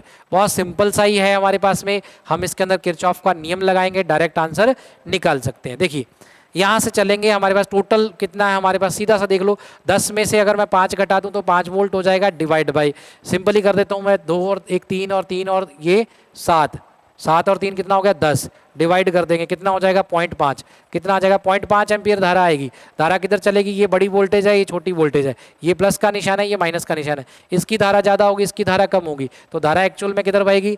इस डायरेक्शन में बहेगी, ए से बी। तो 0.5 वाला ऑप्शन ही एक ही था, इसलिए बहुत आसानी से आंसर बताया जा सकता था। 0.5 एम्पियर ई से होकर किस में जाएगी? ए से बी की ओर बहेगी। चलिए नेक्स्ट प्रश्न पे चलते हैं। ये प्रश्न हमारा है 22 नंबर, और ये प्रश्न भी हमें किससे दिया गया है? 12th क्लास से दिया गया है। किससे दिया गया है? 12th क्लास से चैप्टर दिया गया है, टॉपिक से क्वेश्चन। और ये विद्युत चुंबकीय तरंग का क्वेश्चन है, मॉडर्न फिजिक्स का क्वेश्चन है, सीधी सी कहें तो मॉडर्न फिजिक्स का क्वेश्चन है। इसके अंदर एक्स किरण की न्यूनतम तरंग दैर्ध्य किसके अनुपाती होगी? विभवांतर दे रखा है और त्वरित इलेक्ट्रॉन दे रखा है।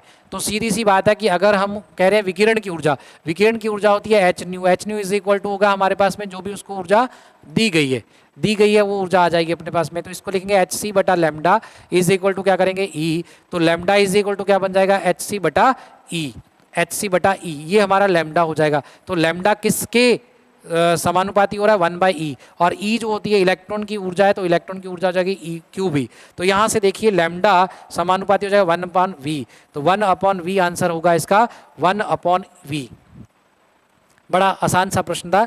चलिए नेक्स्ट, कई विद्यार्थी इसके अंदर फोटो इलेक्ट्रिक इफेक्ट में द्रव्य की द्वैत प्रकृति को भी समझ लेते हैं और द्रव्य की द्वैत प्रकृति का संबंध इलेक्ट्रॉन के लिए लगाकर और उससे 1/√, कन्फ्यूजन हो जाते हैं, 1/√v वाले में कन्फ्यूजन में आ जाते हैं। वहां पर तरंगदैर्ध्य इलेक्ट्रॉन से संबंधित है, इलेक्ट्रॉन से संबंधित तरंगदैर्ध्य की बात कर रहा है। यहाँ पर एक्स किरण जो उत्पन्न हो रही है उसकी बात कर रहा है। एक्स किरण एक विकिरण है, ऊर्जा है जो एक फोटोन के रूप में होगी, और फोटोन की ऊर्जा एच न्यू होती है और जो उसके ऊपर डाली गई ऊर्जा होती है उसी से उत्पन्न होगी। तो डाली कितनी है अपने ई ऊर्जा डाली है इलेक्ट्रॉन से। चलिए नेक्स्ट अगर बात करते हैं 23 नंबर क्वेश्चन है, ताप तथा वोल्टेज स्रोत में अप्रत्याशी उतार चढ़ाव के मापन में त्रुटियां हैं।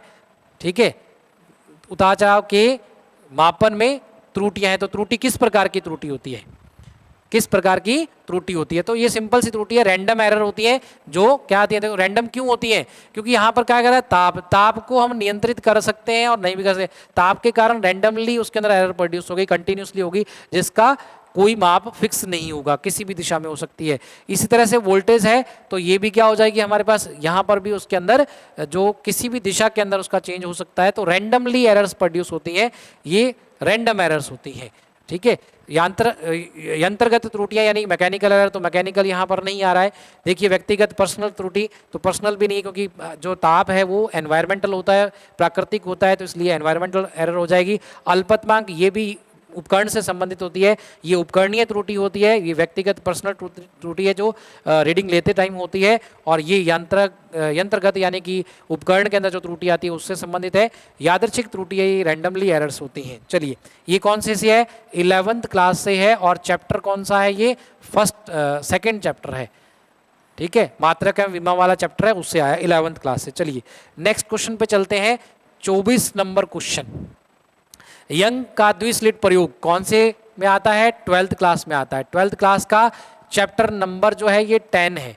चैप्टर नंबर कौन सा है, 10 है। कौन सा है, तरंग प्रकाशिकी। तरंग प्रकाशिकी चैप्टर है, बहुत आसान सा चैप्टर ये भी। प्रकाशिकी चैप्टर से यंग का प्रयोग दिया गया है। पर्दा, यदि पर्दा झिर्रियों के तल से दूर जाता है तो झिर्रियों का कोणीय पार्थक्य जो है वो नियत रहता है। देखिए यानी कोणीय चौड़ाई की बात कर रहा है। यहाँ पर मैं आपको बताऊं कि जो कोणीय चौड़ाई होती है वो alpha is equal to beta divide by capital D और लैम्डा बाय स्मॉल डी होती है। जब कैपिटल डी बढ़ेगी तो बीटा भी बढ़ेगी। देखिए सीधी सी बात है, ये स्लिट है और इन स्लिट से अगर इसकी दूरी बढ़ेगी, कैपिटल डी बढ़ेगी, अगर कैपिटल डी बढ़ेगी तो बीटा भी चेंज होगी, और बीटा चेंज होगी तो इन दोनों का अनुपात क्या रहेगा, नियत रहेगा। इसका मतलब अल्फा क्या रहता है, नियत, यानी कोणीय पार्थक्य हमेशा क्या रहेगा, नियत रहेगा। ये कथन सही है। चलिए यदि एक वर्णी स्रोत को किसी दूसरे अधिक तरंगदैर्ध्य के एक वर्णी स्रोत से बदल दिया जाए, यानी लैम्डा को बदल दिया जाए, किसको बदल दिया जाए, लैम्डा को बदल दिया जाए, तो कोणीय पार्थक्य घटता है। तो देखिए यहाँ पर क्या कह रहा है, फ्रिंज का कोणीय पार्थक्य यानी कोणीय चौड़ाई अल्फा किस पे संबंधित हो रही है, लैम्डा से। अगर लैम्डा बढ़ेगी तो अल्फा भी क्या हो जाएगी, बढ़ जाएगी। तो ये तो गलत हो रहा है स्टेटमेंट, ये रॉन्ग स्टेटमेंट है, ये राइट स्टेटमेंट है। तो देखिए इसके अंदर यहाँ पर कौन सा है, पहला कथन सत्य है और परंतु सेकंड असत्य है, तो 4 नंबर ऑप्शन हमारा राइट रहेगा।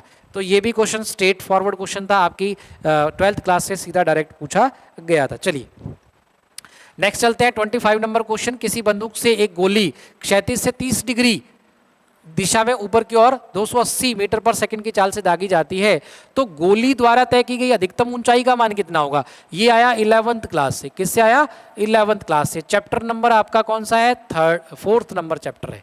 कौन सा है, 4 नंबर चैप्टर, समतल में गति। समतल में गति, समतल में गति चैप्टर से आया है ये क्वेश्चन, और उसमें कौन से टॉपिक पे आया, प्रक्षेप्य पर आया है। किस पे आया, प्रक्षेप्य पर आया है। कौन से चैप्टर में है ये, जो समतल में गति चैप्टर से है, उस चैप्टर से प्रश्न पूछा है। देखिए प्रक्षेप्य गति के अंदर वो कह रहा है सीधा सा अधिकतम ऊंचाई पूछ रहा है। अधिकतम ऊंचाई का सूत्र h is equal to U square sine square theta by 2g होता है, sine square theta by 2g। Simple सा प्रश्न है 2g। इसको यहां से फेंका, कितने वेग पे फेंका, u वेग पे फेंका, तो ये यूं चलेगा, अधिकतम ऊंचाई आएगी h आएगी, उस h को पूछ रहा है, h का मान पूछ रहा है। थीटा हमें दे रखा है, थीटा का मान कितना है 30 डिग्री, g का मान कितना है 10, 9.8 और उस सब की वैल्यू अपने को दे रखी है। अगर हम इसके अंदर पुट कर देते हैं तो h is equal to U square, U कितना है हमारे पास में 280 इंटू 280, ठीक है, इंटू साइन 30 डिग्री, साइन 30 का मान 1/2, 1/2 का स्क्वायर कितना हो जाएगा 1/4, डिवाइड बाई, चलते हैं 2 इंटू जी, जी का मान कितना है अपने पास में 9.8, तो इसको कैंसिल कर लेते हैं, ये हो जाएगा 7 चौका 28, 7 आ जाएगा यहाँ पे, ठीक है, 70, पॉइंट हटा देते हैं, 1 0 और लगा देते हैं यहाँ पे, 2 से और इसको कट कर देते हैं तो ये हमारा हो जाएगा 14, 140 इंटू 70 इंटू 10 डिवाइड बाई 98 और इसको मल्टीप्लाई करेंगे तो ये 9800 आ जाएगा आपके पास में, और 9800 के अंदर डिवाइड करोगे, सॉरी 98,000, उसमें डिवाइड करोगे 98 का तो कितना आ जाएगा 1000, तो 1000 मीटर इसका आंसर आ जाएगा। बहुत सिंपल प्रश्न था ये भी, 1000 मीटर, सिंपल क्वेश्चन था। h is equal to U square sine square theta by 2g प्रक्षेप्य का क्वेश्चन है, किताब से डायरेक्ट क्वेश्चन पूछा गया है एनसीईआरटी से।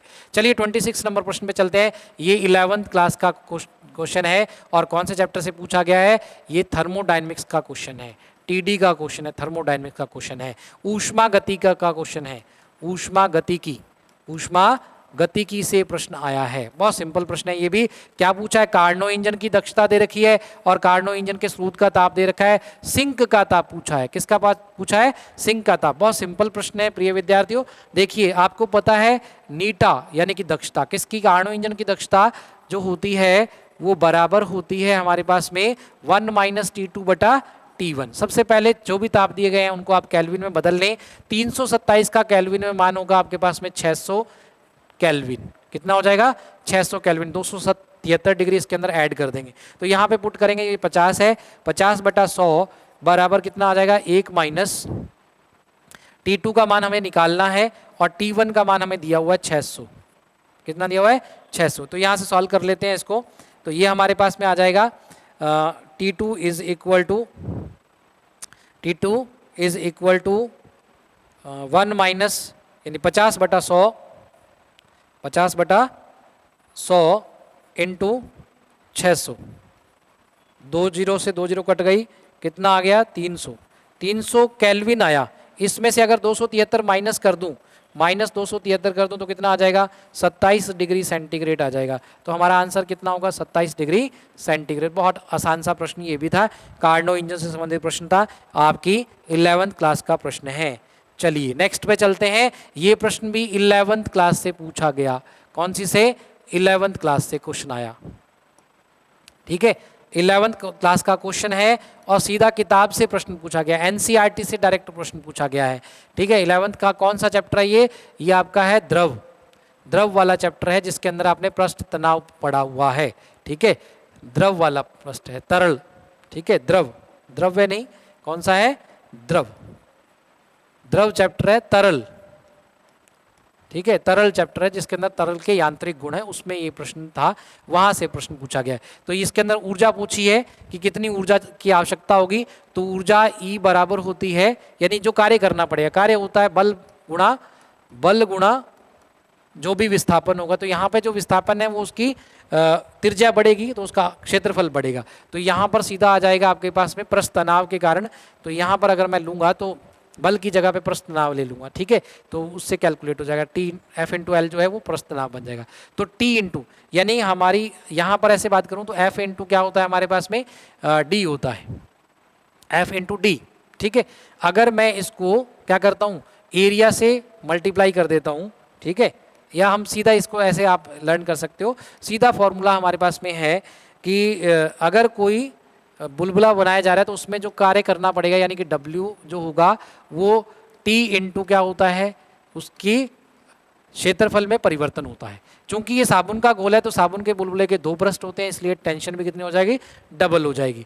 तो यहाँ पे आ जाएगा 2 इंटू टी, टेंशन का वैल्यू हमारे पास में कितना है 0.03 into delta A. Delta A कितना आ जाएगा हमारे पास में, क्षेत्रफल निकालना है तो गोला है, गोले का होता है 4 pi R square, 4 pi R square, 2 centimetre दिया हुआ है तो यहाँ से निकाल लेंगे 2 into 0.03 into 4 into pi into R square, R का मान 2, 2 का स्क्वायर 4 इंटू 10 की घात माइनस कितना हो जाएगा 4। ठीक है, अब इसको सॉल्व कर लेते हैं, मल्टीप्लाई कर 4 इंटू 2 इंटू 4 इंटू 4 16, 16 इंटू 2 32 और इसको मल्टीप्लाई करेंगे तो आपके पास वैल्यू आ जाएगी और पाई का वैल्यू पुट करेंगे और इसको मल्टीप्लाई करेंगे तो हमारे पास जो इसका आंसर आ जाएगा वो आ जाएगा 3.01 इंटू 10⁻⁻⁴ जूल, ये उसके अंदर ऊर्जा आ जाएगी। ये बहुत सिंपल सा प्रश्न था। कौन सी से आया आपके पास में, 11th क्लास से आया है। 11th क्लास का चैप्टर जो है वो तरल यांत्रिकी, उस चैप्टर से ये प्रश्न पूछा गया है। इजी था, ये भी आसान सा प्रश्न था। चलिए क्वेश्चन है 28वां 28 नंबर प्रश्न, ये भी 11th क्लास ये 12th क्लास से क्वेश्चन पूछा गया है। कौन सी से, 12th क्लास का क्वेश्चन है और 12th क्लास में कौन से चैप्टर से है, न्यूक्लियर चैप्टर से है, यानी नाभिक चैप्टर से पूछा गया है। कौन से चैप्टर से, नाभिक वाले चैप्टर से प्रश्न पूछा गया है और ये चैप्टर नंबर हमारा 12 नंबर चैप्टर है। कौन सा चैप्टर है, 12 नंबर चैप्टर, उससे क्वेश्चन पूछा गया है। रेडियो एक्टिव पदार्थ की अर्धायु 20 मिनट दी गई है और प्रारंभिक मात्रा का 1/16 भाग रहने में कितना समय लगेगा, ये पूछा गया है। तो इसके लिए बहुत सिंपल सा प्रश्न होता है, n/n0 एक फार्मूला है, n/n0 is equal to 1/2 power n। ये n इज इक्वल टू हमारे पास क्या होता है, t/t हाफ होता है, t/t हाफ। तो देखिए यहाँ से अगर हम n का वैल्यू निकाल लें तो हमारे को टोटल समय मिल जाएगा, t is equal to n into T half से सॉल्यूशन आ जाएगा। तो देखो मैं सॉल्व कर लेता हूँ, n का मान कितना दिया है 1/16, यहाँ लिख लेते हैं is equal to 1/2 power n। तो मैं इसको ऐसे लिख लूँ 1/2 power 4 is equal to 1/2 power n। तो n का वैल्यू कितना हो जाएगा 4 आ जाएगा, यहाँ पे पुट कर दें 4 तो t is equal to 4 into t/4 का मान कितना दिया है 20 मिनट, तो 20 इंटू 4 करेंगे तो कितना आ जाएगा 80 मिनट आपके पास आंसर आ जाएगा। 80 मिनट, बिल्कुल सिंपल सा प्रश्न था, इजी प्रश्न था जो आप डायरेक्ट इसको सॉल्व कर सकते हैं। नेक्स्ट क्वेश्चन की बात करते हैं, 29 नंबर क्वेश्चन। ये हमें दिया गया है किससे, 11th क्लास से। किससे दिया गया है, 11th क्लास का क्वेश्चन है और ये आपको क्वेश्चन दिया गया है SHM से, लिख सकते हो आप, SHM से क्वेश्चन दिया गया, स्थिति ऊर्जा की बात कर रहा है, या आप इसको सिंपली अगर हम बात करें तो ये आपका कार्य ऊर्जा से भी दिया गया है। कार्य ऊर्जा में भी ये है, कार्य ऊर्जा वाले पार्ट में मिल जाएगा आपको और ये SHM में भी आपको मिल जाएगा, आप किसी दोनों में से कर सकते हैं। संचित स्थिति ऊर्जा का मान पूछ रहा है, ऊर्जा का मान, स्थितिज ऊर्जा का मान 1/2 kx² होता है। 1/2 kx² किसका होता है, संचित ऊर्जा का मान होता है। ये हमारी स्थितिज ऊर्जा है U, ठीक है। तो प्रारंभ में कितनी हो जाएगी U1 हो जाएगी और बाद में कितनी हो जाएगी U2 हो जाएगी। तो U2 is equal to x1 बटा में x2 का क्या बन जाएगा, होल स्क्वायर बन जाएगा। देखिए x1 कितना दिया हुआ अपने को 2 दिया हुआ है, ठीक है, और x2 कितना दिया हुआ अपने को 8 दिया हुआ है। तो इसका क्या कर देते हैं होल स्क्वायर, इधर क्या आ जाएगा अपने पास में U बटा में क्या आ जाएगा U2, इसको 2 से कैंसिल करते हैं, 4 का स्क्वायर हो गया 16।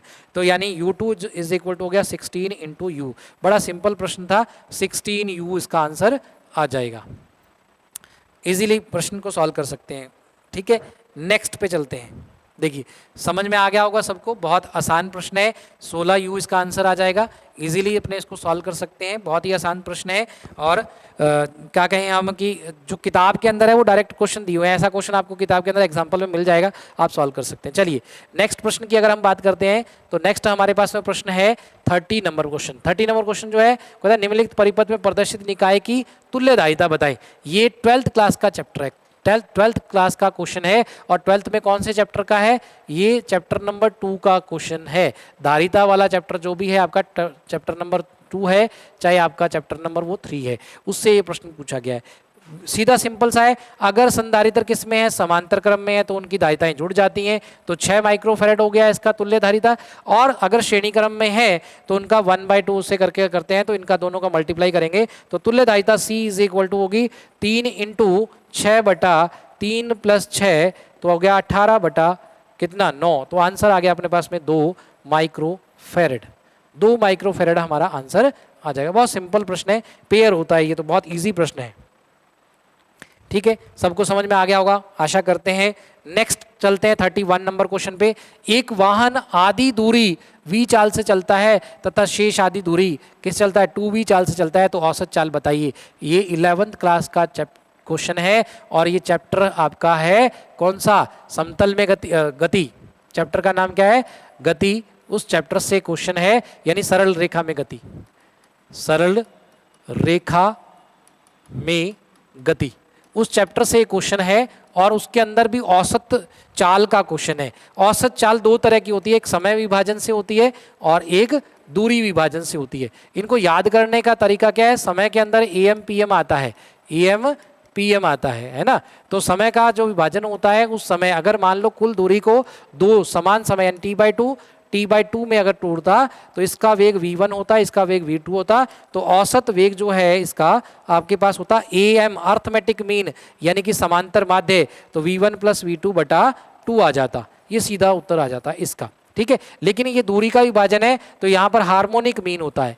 कौन सा मीन होता है, हार्मोनिक मीन, यानी कि जो हमारा एवरेज होगा v एवरेज वो होगा 2 × v1 v2/v1 + v2, सीधा लगा देंगे।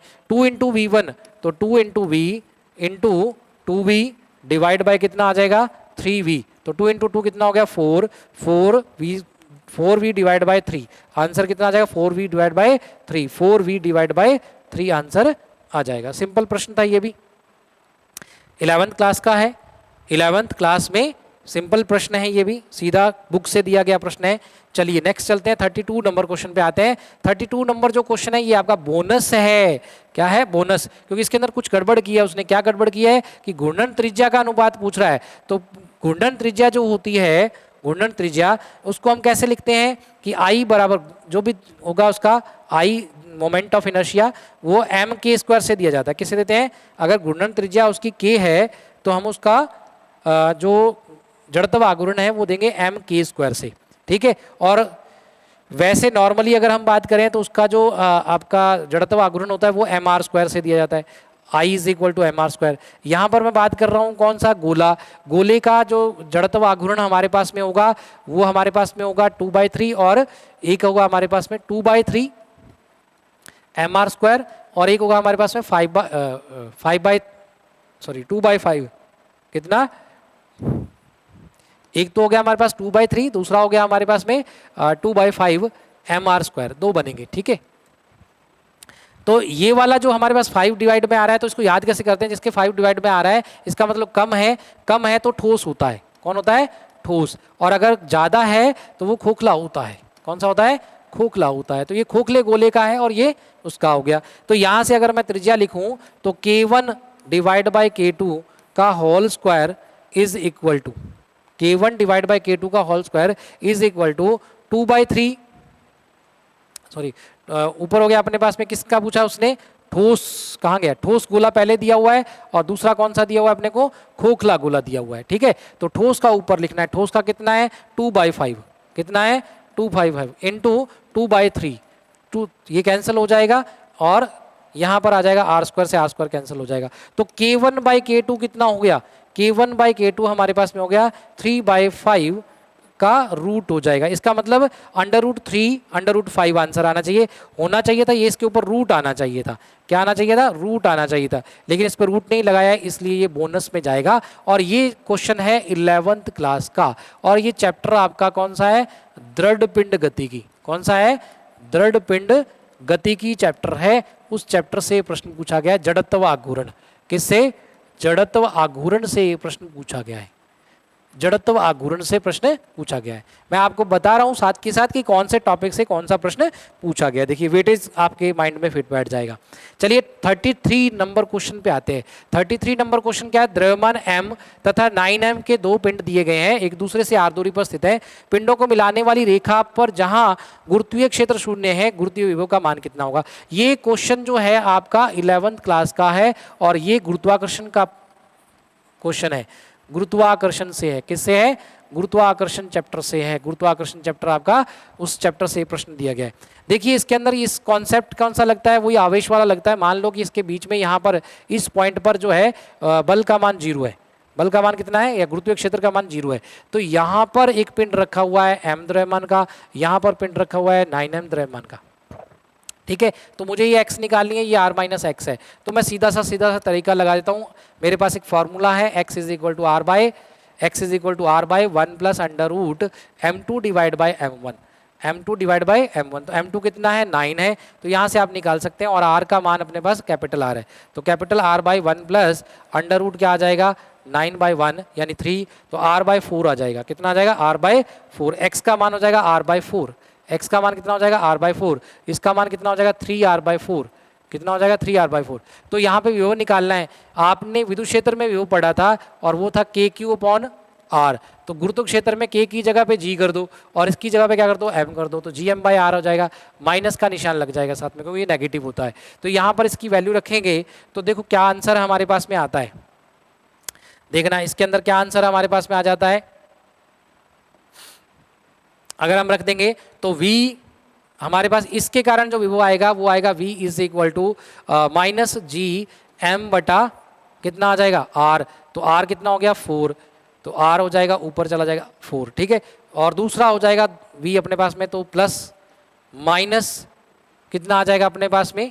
G इंटू 9M और डिवाइड में क्या आ जाएगा? 3/4। तो 3r और ऊपर चला जाएगा 4। तो सॉल्व कर लेते हैं इसको। देखो ये 3 से कैंसिल हो जाएगा। 3 4 12 और 16। तो v इज इक्वल टू हो गया minus 16 GM by capital R। ये आंसर हो जाएगा minus 16 GM by R। Option में है 4 नंबर। ये भी इजी था, 11th क्लास का क्वेश्चन था, इजीली अपने सॉल्व कर सकते हैं।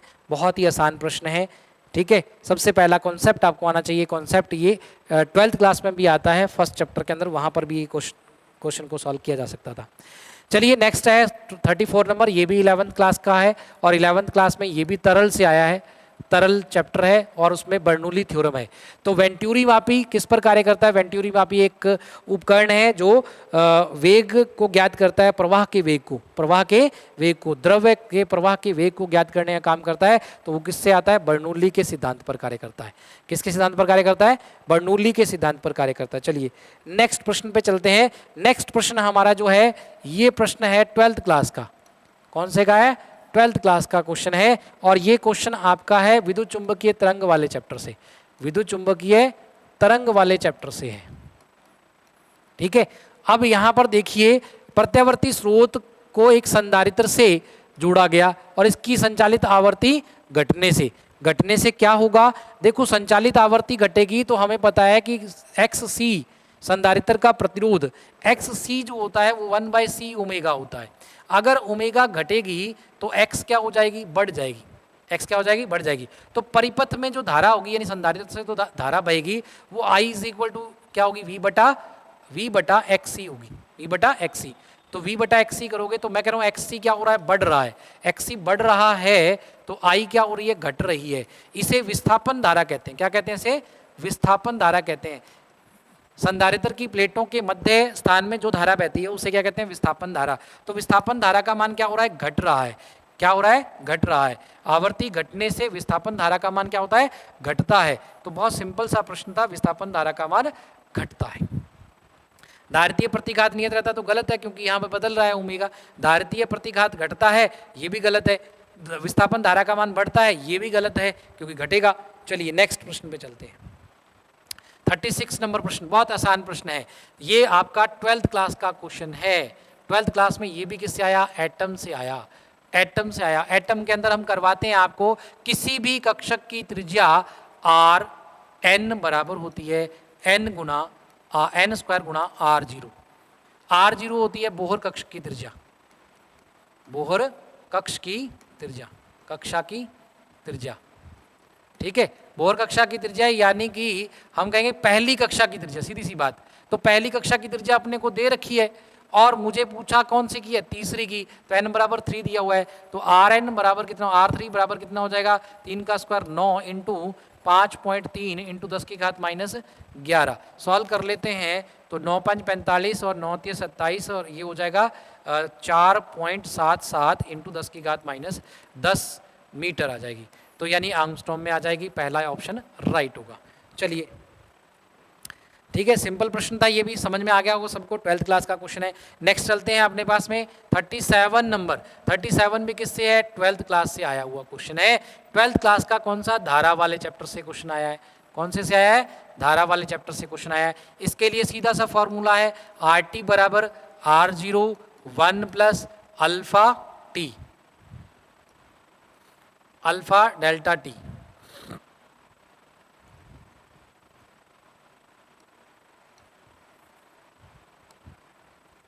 R0 1 minus alpha delta T, ठीक है। तो हमें क्या कर रखा है, पहली में दूसरे में दोनों में 0 डिग्री सेल्सियस पे दे रखा है, तो यहीं से सॉल्व कर लेते हैं। R1 बटा R2 is equal to 1 minus alpha T1 बटा 1 माइनस अल्फा T2, ठीक है। सिंपली सॉल्व करना है। देखो T1 का मान कितना दिया हुआ है, 0, ठीक है ना, 0 डिग्री सेंटीग्रेड, 0 मान लेते हैं उसको। 2 ओम दिया हुआ है, तो यहाँ पे प्रतिरोध कितना हुआ, 2 ओम, डिवाइड बाय बाद में कितना हो जाता है 6.8, बराबर कितना हो गया 1 बटा 1 माइनस अल्फा कितना है अपने पास में निकालना है, और टी कितना दिया हुआ अपने को 80, टी कितना दिया है 80। तो यहाँ से सॉल्व कर लेते हैं, ये कट कर देते हैं इसको, तो ये आ जाएगा 3.4, तो 1 minus alpha into 80 is equal to 3.4। तो यहाँ से आ जाएगा अल्फ़ा इज इक्वल टू, ये बन जाएगा अपने पास में 2.4 divide by 80, 2.4 divide by 80, point हटा देते हैं, 0 लगा देते हैं, 8 3 कट जाएगा, 8 3 24 और 3 बटा 100, तो 3 बटा 100 तो 3 इंटू 10 की घात -2 डिग्री सेंटीग्रेड इनवर्स, ये ऑप्शन आ जाएगा। सिंपल प्रश्न था, ये भी 12th क्लास का प्रश्न था। चलिए नेक्स्ट पे चलते हैं। ये क्वेश्चन भी किससे आया, 12th क्लास से आया। किससे आया, 12th क्लास का क्वेश्चन है, एसी का है, अल्टरनेटिंग करंट का है, प्रत्यावर्ती धारा का चैप्टर है। परिणामी प्रतिबाधा पूछी है, सिंपल प्रश्न है ये भी। तो यहाँ पे मैं सबसे पहले आपको XC निकाल लेते हैं, L into omega, sorry XL निकाल लेते हैं, L इंटू ओमेगा, फिर निकाल लेते हैं XC is equal to 1/C omega. देखिए मुझे यहाँ पर आवर्ती दे रखी है 50 हर्ट्ज, यानी कि 2 पाई f से कैलकुलेट कर सकते हैं। L का मान कितना है 50 बटा पाई इंटू 10 की घात -3 इंटू ओमेगा हो जाएगा 2 पाई, f कितना है 50, तो ये पाई से पाई कैंसिल हो जाएगा, 50 इंटू 50, 50 इंटू 2, 50 इंटू 200, 100 इंटू 50 करेंगे तो कितना हो जाएगा 5000, 0 कट जाएगी तो कितना आ जाएगा 5, ये कितना आ जाएगा 5 ओम। इसको सॉल्व करेंगे, इसकी वैल्यू पुट करेंगे तो 10 की घात 3 बट्टा में pi into 10⁻⁻6 into 2 pi into 50, तो इसको सॉल्व करोगे तो ये आ जाएगा 10, कितना आ जाएगा 10, ठीक है। अब हमें प्रतिबाधा ज्ञात करनी है, तो Z is equal to formula होता है √R² plus XC minus XL का होल स्क्वायर। चलिए √R कितना दिया हुआ है अपने को 10 ओम, कितना दिया हुआ है 10 ओम, 10 का स्क्वायर कितना हो गया 100, प्लस XC कितना आया हमारे पास में 10, और ये कितना आया हमारे पास में 5, 10 में से 5 गए तो कितना हुआ 5, 5 का स्क्वायर करेंगे कितना आ जाएगा 25, अंडर रूट कितना हो गया 125, कितना आ गया 5√5, आंसर कितना हो गया 5√5, 5√5 हमारा आंसर आ गया, 4 नंबर ऑप्शन। चलिए इजी प्रश्न था, 12th क्लास से प्रश्न आया। चलिए नेक्स्ट पे चलते हैं। नेक्स्ट क्वेश्चन हमारे पास में है, नेक्स्ट क्वेश्चन हमारे पास में है 39 नंबर क्वेश्चन। 39 नंबर क्वेश्चन कहता है दिए गए लॉजिक परिपथ की सत्यता सारणी बताइए। ये भी आसान सा प्रश्न था, ध्यान से देखिए, ये नॉट गेट है, ये भी क्या है नॉट गेट है, और ये क्या है हमारे पास नैंड गेट है। कौन सा गेट है ये नैंड गेट है। नैंड मतलब यहाँ पर एंड दिया हुआ है और एंड के आगे क्या लगा हुआ है, नॉट गेट लगा हुआ है। बड़ा सिंपल प्रश्न है। मान लो मैं यहाँ पे 0 रखता हूँ, यहाँ 0 रखता हूँ, 0 0 का उल्टा क्या हो जाएगा, 1 हो जाएगा। और 1 1 से एंड गेट क्या देगा हमें, 1 देगा, और उसके ऊपर क्या लगा हुआ है, नॉट, तो इसका रिवर्स क्या हो जाएगा, 0 हो जाएगा। इसका मतलब 0 0 पे क्या आएगा, 0 आएगा। एक और चीज चेक कर लेते हैं कि 1 0 पे क्या आता है, 1 0, इसको 1 करेंगे तो ये 0 हो जाएगा और ये 1 हो जाएगा। यहाँ पर आपके पास 0 बनेगा और इसका उल्टा क्या बनेगा, 1 बनेगा। क्या बनेगा, 1 बनेगा। यानी 1 और 0 का क्या आ रहा है, 1 आ रहा है। इसका मतलब ये और गेट की तरह बिहेव कर रहा है सिंपली। एक और चेक कर लेते हैं, 1 1 पे क्या आ रहा है, 1 1 पे ये 0 हो रहा है, ये 0 हो रहा है, और ये भी 0 हो रहा है, और 0 का उल्टा क्या आ रहा है, 1 आ रहा है। इसका मतलब 1 1 पे 1 आ रहा है, तो हमारा ये और गेट है। और गेट का यहाँ पर देख लेंगे, 0 0 पे 1, 1 0 पे 1, 1 0 पे 1 और 1 1 पे 1। थर्ड ऑप्शन हमारा क्या होगा, राइट होगा। ये किस गेट की तरह बिहेव कर रहा है, और गेट की तरह बिहेव कर रहा है, और गेट की तरह बिहेव कर रहा है। कौन सा है, 12th क्लास का कौन सा चैप्टर है, सेमीकंडक्टर। कौन सा चैप्टर है, सेमीकंडक्टर चैप्टर है। ठीक है, सेमीकंडक्टर यानी कि अर्धचालक युक्तियां, चैप्टर नंबर 14, चैप्टर नंबर 14 में है। चलिए नेक्स्ट चलते हैं। क्वेश्चन 40, एक समान प्रतिरोध के 10 प्रतिरोध ई विद्युत वाहक बल तथा नगण्य आंतरिक प्रतिरोध के एक बैटरी के साथ श्रेणी क्रम में जुड़े हैं। कौन से क्रम में जुड़े हैं, श्रेणी क्रम में जुड़े हैं। तो इनसे बहने वाली धारा कितनी होगी, I इज इक्वल टू ई बटा कितने प्रतिरोध है, 10। कितना है, एक समान R प्रतिरोध के 10 का कितना हो जाएगा, 10 R। श्रेणी क्रम में जुड़े हैं, कौन से क्रम में जुड़े हैं यहाँ पर, ठीक है ना, समान कौन से क्रम में जुड़े हैं, श्रेणी क्रम में। श्रेणी क्रम में तो 10 R हो जाएगा प्रतिरोध, तो ये धारा बनेगी। ठीक है, जब इन्हें समान बैटरी के साथ समांतर क्रम में जोड़ा जाता है तो धारा कितनी हो जाती है, n गुणी हो जाती है। कौन से क्रम में जोड़ा, समांतर क्रम में, ये श्रेणी क्रम की हो गई। समांतर क्रम में जोड़ा तो धारा कौन सी होगी, समांतर क्रम की होगी, पैरेलल की हो गई। कितनी हो जाएगी, E बटा, अब प्रतिरोध कितना हो जाएगा, R बटा 10। कितना हो जाएगा, R बटा 10, तो R ऊपर 10 ये चला जाएगा। तो मुझे क्या कहा है उसने कि IP जो है वो कितने गुना हो जाएगी, IS की n गुना हो जाएगी, IS की n गुना हो जाएगी। तो IP का मान हमारे पास में है 10E बट्टा में क्या कर दूं, R बराबर n इंटू IS का मान कितना है हमारे पास, E बटा 10R।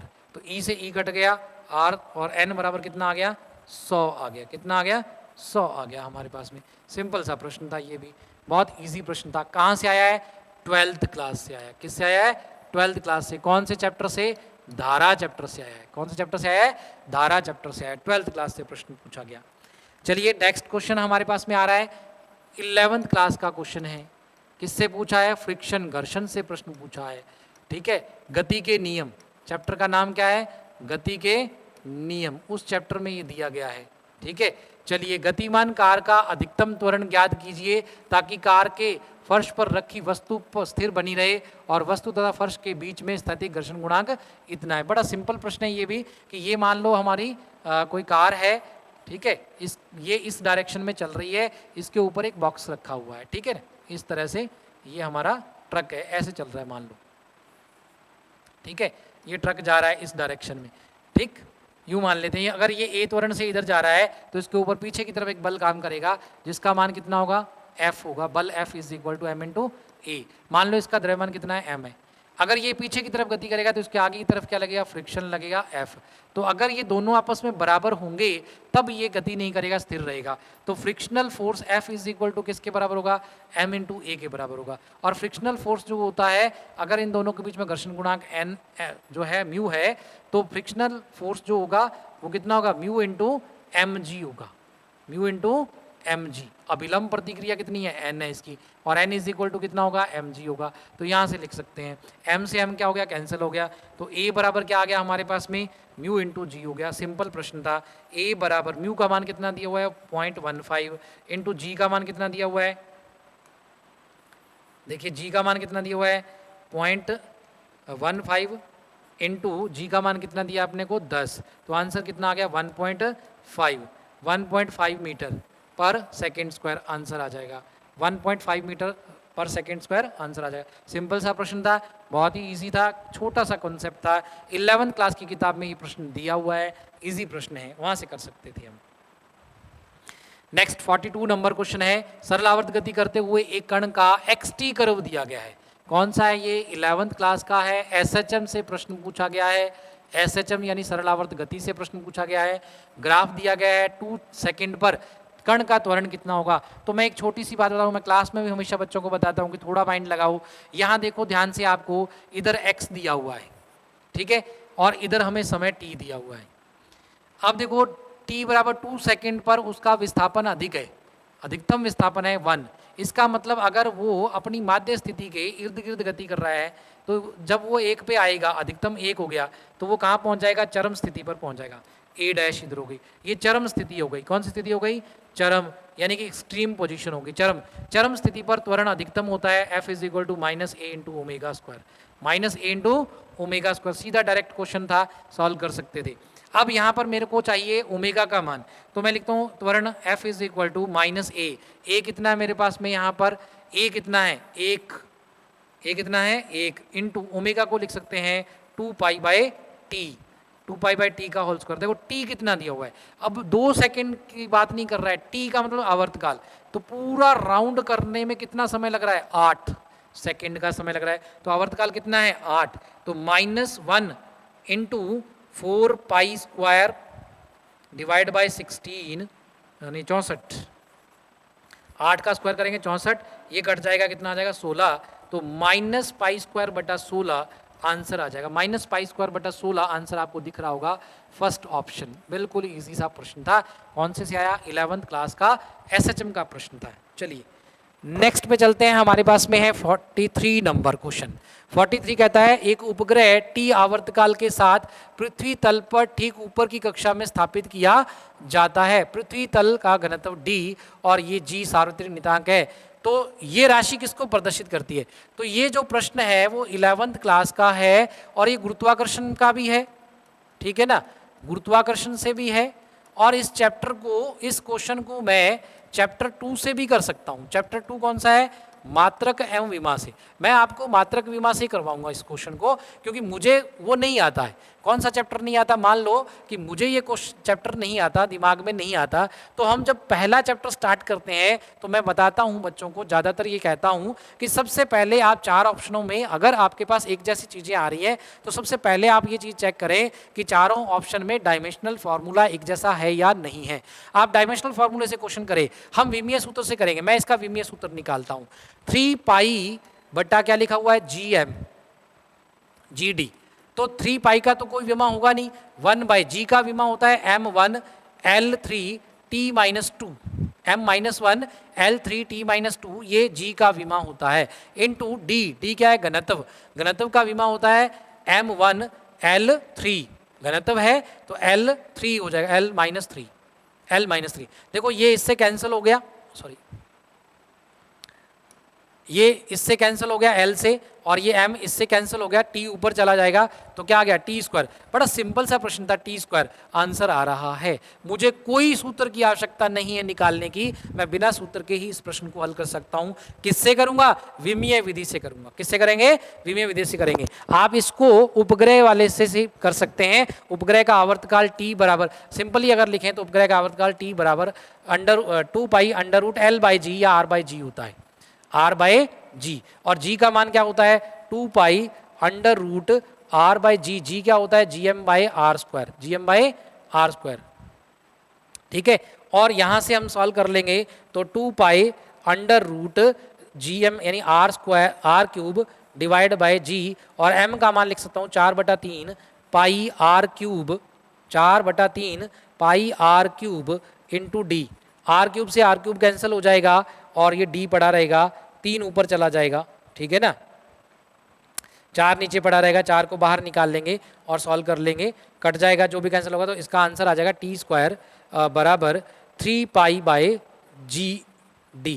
ये बन जाएगा इसको जब आप सॉल्व करेंगे तो, ठीक है, ये आ जाएगा। तो यहाँ से भी आप सॉल्व कर सकते हैं। मैंने आपको सीधा डायरेक्ट इससे सॉल्व करना सिखाया, आप इसी से करें। सबसे आसान तरीका यही है डायमेंशन वाला। चलिए नेक्स्ट क्वेश्चन पे चलते हैं। ये आपका 12th क्लास का क्वेश्चन है। 12th क्लास में कौन से चैप्टर से है? चुंबकीय गुण, किसके? धारा का चुंबकीय प्रभाव, धारा का चुंबकीय प्रभाव, ठीक है, उस चैप्टर से क्वेश्चन आया है। कहता है प्रदर्शित चित्रानुसार एक लंबे चालक ए और बी अर्धवृत्ताकार आकार में मोड़ा गया है, स्थिर धारा विन्यास के लिए चुंबकीय क्षेत्र बताएं पी पर। किस पर बताना है? पी पर। तो ये आधा वृत्त है, आधे वृत्त ने कितना पैदा किया, ये सीधा तार है, ये सीधा तार है, सीधे तार के एक सिरे के सामने अगर लिखते हैं तो 1/4 पाई सॉल्व करेंगे, mu naught I divide by 4 R होगा, उससे कैलकुलेट कर लेंगे। और जो हमारे पास में आधा वृत्त होगा तो उस आधे वृत्त के लिए निकाल लेंगे, तो पूरे के लिए कितना होता है, mu naught I divide by 2a, ये होता है पूरे के लिए, ठीक है ना। तो इसकी त्रिज्या कितनी है, r है, तो r की फॉर्म में कर लेंगे। ये हो गया, इसके कारण जो आएगा उसको b1 ले लेते हैं, इसके कारण जो आएगा उसको b2 ले लेते हैं, इसके कारण आएगा जो b3 लेते हैं। अब इसके अकॉर्डिंग चलना है, तो धारा यूं चल रही है, धारा के राइट हैंड साइड में आएगा क्रॉस, इधर आएगा डॉट, ऐसे यहाँ चलेंगे तो इसके इधर आएगा क्रॉस, इधर आएगा डॉट, ऐसे इधर चलेंगे तो इसके अंदर ऐसे पकड़ेंगे इसको, तो इधर क्या आएगा क्रॉस, इधर क्या आएगा डॉट, ठीक है। इन दोनों का क्या आएगा, देखो ये और ये दोनों क्रॉस आ रहे हैं, यहाँ पे दोनों क्रॉस पैदा कर रहे हैं, और यहाँ पर क्या आ रहा है, यहाँ पर आपके पास डॉट आ रहा है, क्या आ रहा है, डॉट आ रहा है, ठीक है। अब देखो इसके कारण जो आपके पास में आ रहा है वो कितना है, mu naught I divide by 2a आ रहा है, इसके कारण जो आएगा आपके पास में mu naught I divide by जो 4 पाई a आ जाएगा, 4 पाई r, ठीक है, यहाँ r आ जाएगा। दूसरा उसके लिए भी कितना आएगा, ये क्रॉस आ जाएगा, इसका क्या आ जाएगा, डॉट आ जाएगा, ठीक है। सिंपली सॉल्व कर सकते हैं, डॉट क्रॉस का मतलब परपेंडिकुलर इनवर्ड, डॉट का मतलब आउटवर्ड, ठीक है। और mu naught I divide by 4 pi r second last वाले के लिए भी होगा, वो भी कैसा होगा, क्रॉस होगा। तो ये दोनों कैसे हो जाएंगे, ध्यान से करना, यहाँ पे क्रॉस, यहाँ पे डॉट, यहाँ पे क्रॉस, यहाँ पे डॉट, ध्यान से इसको कैलकुलेट करेंगे तो समझ में आ जाएगा आपको, ठीक है ना। तो इजीली इसको सॉल्व कर सकते हैं। तो यहाँ पे क्रॉस क्रॉस आएंगे तो ये दोनों ऐड हो जाएंगे, ये दोनों क्या हो जाएंगे, ऐड हो जाएंगे। तो इसका जो वैल्यू देखो 4 पाई से डिवाइड हो रहा है, और ये तो 2r से डिवाइड, पाई और डिवाइड हो रहा है, तो इन दोनों को अगर मैं ऐड भी करूँगा तो ये मेरे पास में कितना आ जाएगा, 2 आ जाएगा, 2 पाई r, पाई से और डिवाइड हो रहा है, ये 2r है, तो इसका मतलब ये वैल्यू कम है और ये वैल्यू ज़्यादा है, तो डॉट वाली वैल्यू ज़्यादा है और क्रॉस वाली वैल्यू क्या है, कम है। तो सीधी सी बात है, डॉट की तरफ होगा, डॉट का मतलब बाहर की ओर होगा। तो पहला प्रश्न हमारा आंसर आ रहा है डॉट का मतलब बाहर की तरफ, दिशा आ जाएगी बाहर की तरफ, ये अंदर की तरफ है और ये बाहर की तरफ है, तो पेज के में जो है बाहर की तरफ आएगी इसकी दिशा, ठीक है, ये भी बाहर की तरफ है, तो ये दोनों तो नहीं हो सकते हैं, बाहर वाला ऑप्शन रहेगा। अब देखो कि यहाँ पर आ रहा है mu naught I divide by 2r, और ये आ गया माइनस, इसको कर देते हैं अपने, ठीक है, माइनस कर देते हैं, ये आ जाएगा mu naught I divide by 2 pi r। Common factor क्या निकल रहा है यहाँ पर, दोनों में अगर कॉमन निकालें तो कितना आ जाएगा, 4 पाई कॉमन निकाल लो, चलो 4 पाई r से निकाल लेते हैं इसको, कोई दिक्कत नहीं, दोनों ऐड कर रहे हैं तो 2 आ रहा था, उसी से सॉल्व हो रहा था, ठीक है ना, ठीक है। तो इसमें से 4 को बाहर निकाल लेते हैं अपने, ठीक है, ये आधी करनी है, तो ये तो पूरी का था, आधी करेंगे तो यहाँ पे 4 आ जाएगा, इसमें 4 आएगा, 4 डिवाइड करेंगे तो mu naught I divide by 4r को बाहर निकाल लेंगे, ठीक है, और अंदर क्या रह जाएगा, 1 माइनस 2 बाई पाई आ जाएगा, 1 माइनस 2 बाई पाई, और यहाँ पे क्या आ जाएगा, डॉट। तो ये हमारा आंसर हो जाएगा 4 नंबर राइट, ठीक है। सिंपल प्रश्न है, ये भी बहुत ईजी है, आसानी से सॉल्व कर सकते हैं, सिर्फ और दिशाओं से कैलकुलेशन होता है। चलिए 45वां प्रश्न है, ये भी आपका 12th क्लास से आया है, 12th क्लास का ये चैप्टर आपका है 9th नंबर चैप्टर जो है आपका किरण प्रकाशिकी है। कौन सा है, किरण प्रकाशिकी से आया है ये क्वेश्चन, ठीक है। अब इसके अंदर आपको ये पूछा है कि जो बना हुआ लेंस है उसकी फोकस दूरी क्या होगी। तो सिंपल है, इसके अंदर भी आपके पास में पतले लेंस दिए हुए हैं, तो आप थोड़ा सा माइंड लगाएं। एक लेंस आपको ये दिख रहा है, ठीक है, एक लेंस आपको ये दिख रहा है, और एक लेंस आपको ये दिख रहा है।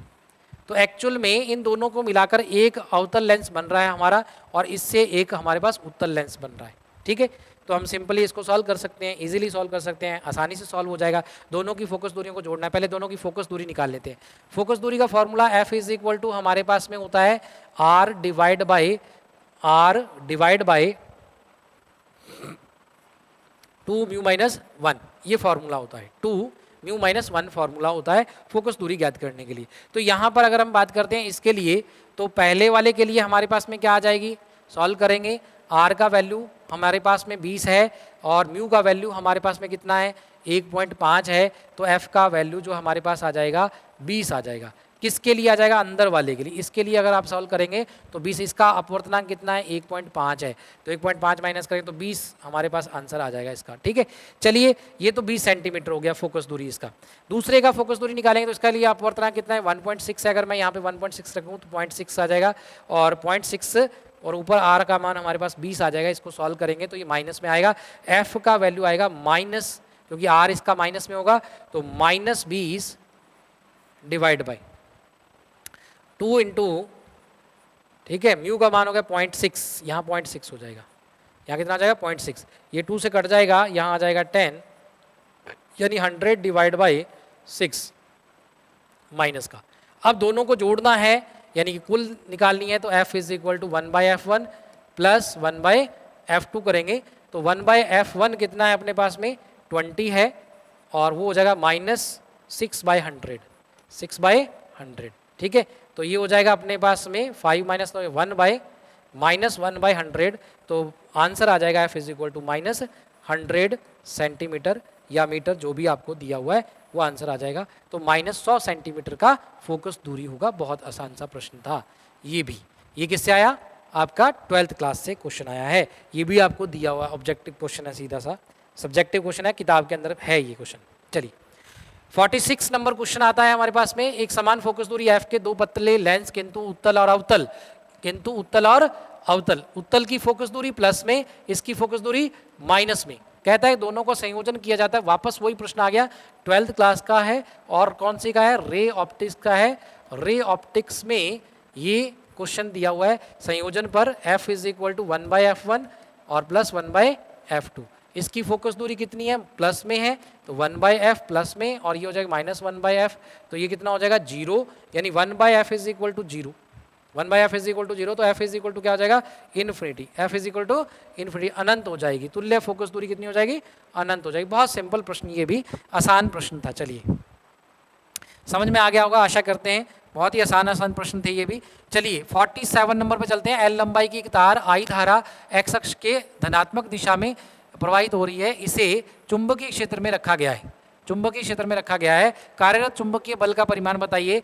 तो धारावाही चालक के ऊपर मान लो किसी चुंबकीय क्षेत्र बी में रखा हुआ है, इसमें धारा आई बह रही है, तो इसमें जो बल लगता है F is equal to I into L cross B होता है, एल क्रॉस बी। यहाँ पर एल किस दिशा में है? एक्स अक्ष की दिशा में है, तो एल हो गया आई कैप। कौन सा हो गया? L I cap. तो F is equal to I into L I cap into B का वैल्यू कितना है 2, बी का वैल्यू कितना है अपने पास में 2 आई कैप प्लस 3 जे कैप प्लस माइनस 4 के कैप। अब मैं इसको सॉल्व कर लेता हूँ। देखो F इज इक्वल टू हो जाएगा I इंटू एल, और ये I का इससे क्रॉस करेंगे तो ये 0 हो जाएगा, I का इससे क्रॉस करेंगे और इससे करेंगे तो वैल्यू आएगा, और इनका परिमाण निकालेंगे तो हमारे पास में आएगा 3 का स्क्वायर 9 प्लस 4 का स्क्वायर 16, इसका निकालेंगे तो 25 यानी 5 आ जाएगा। 5 LI हमारा आंसर होगा, ये बल होगा 5 LI हमारा आंसर होगा। ईजी प्रश्न था, ये भी आसान सा था। कौन सी क्लास से आया है? 12th क्लास से आया है। किससे आया है? 12th क्लास का क्वेश्चन है। और 12th क्लास में कौन से चैप्टर से क्वेश्चन है ये?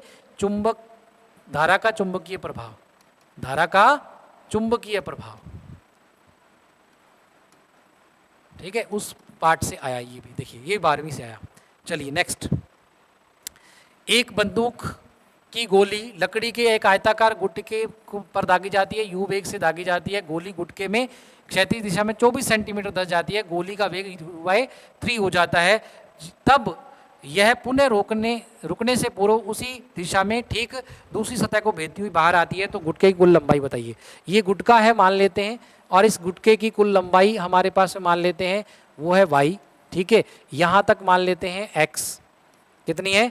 x यानी कि 24 दी हुई है, 24 सेंटीमीटर। पीछे जो बच गई इसको मान लेते हैं x, कितनी मान लेते हैं? x।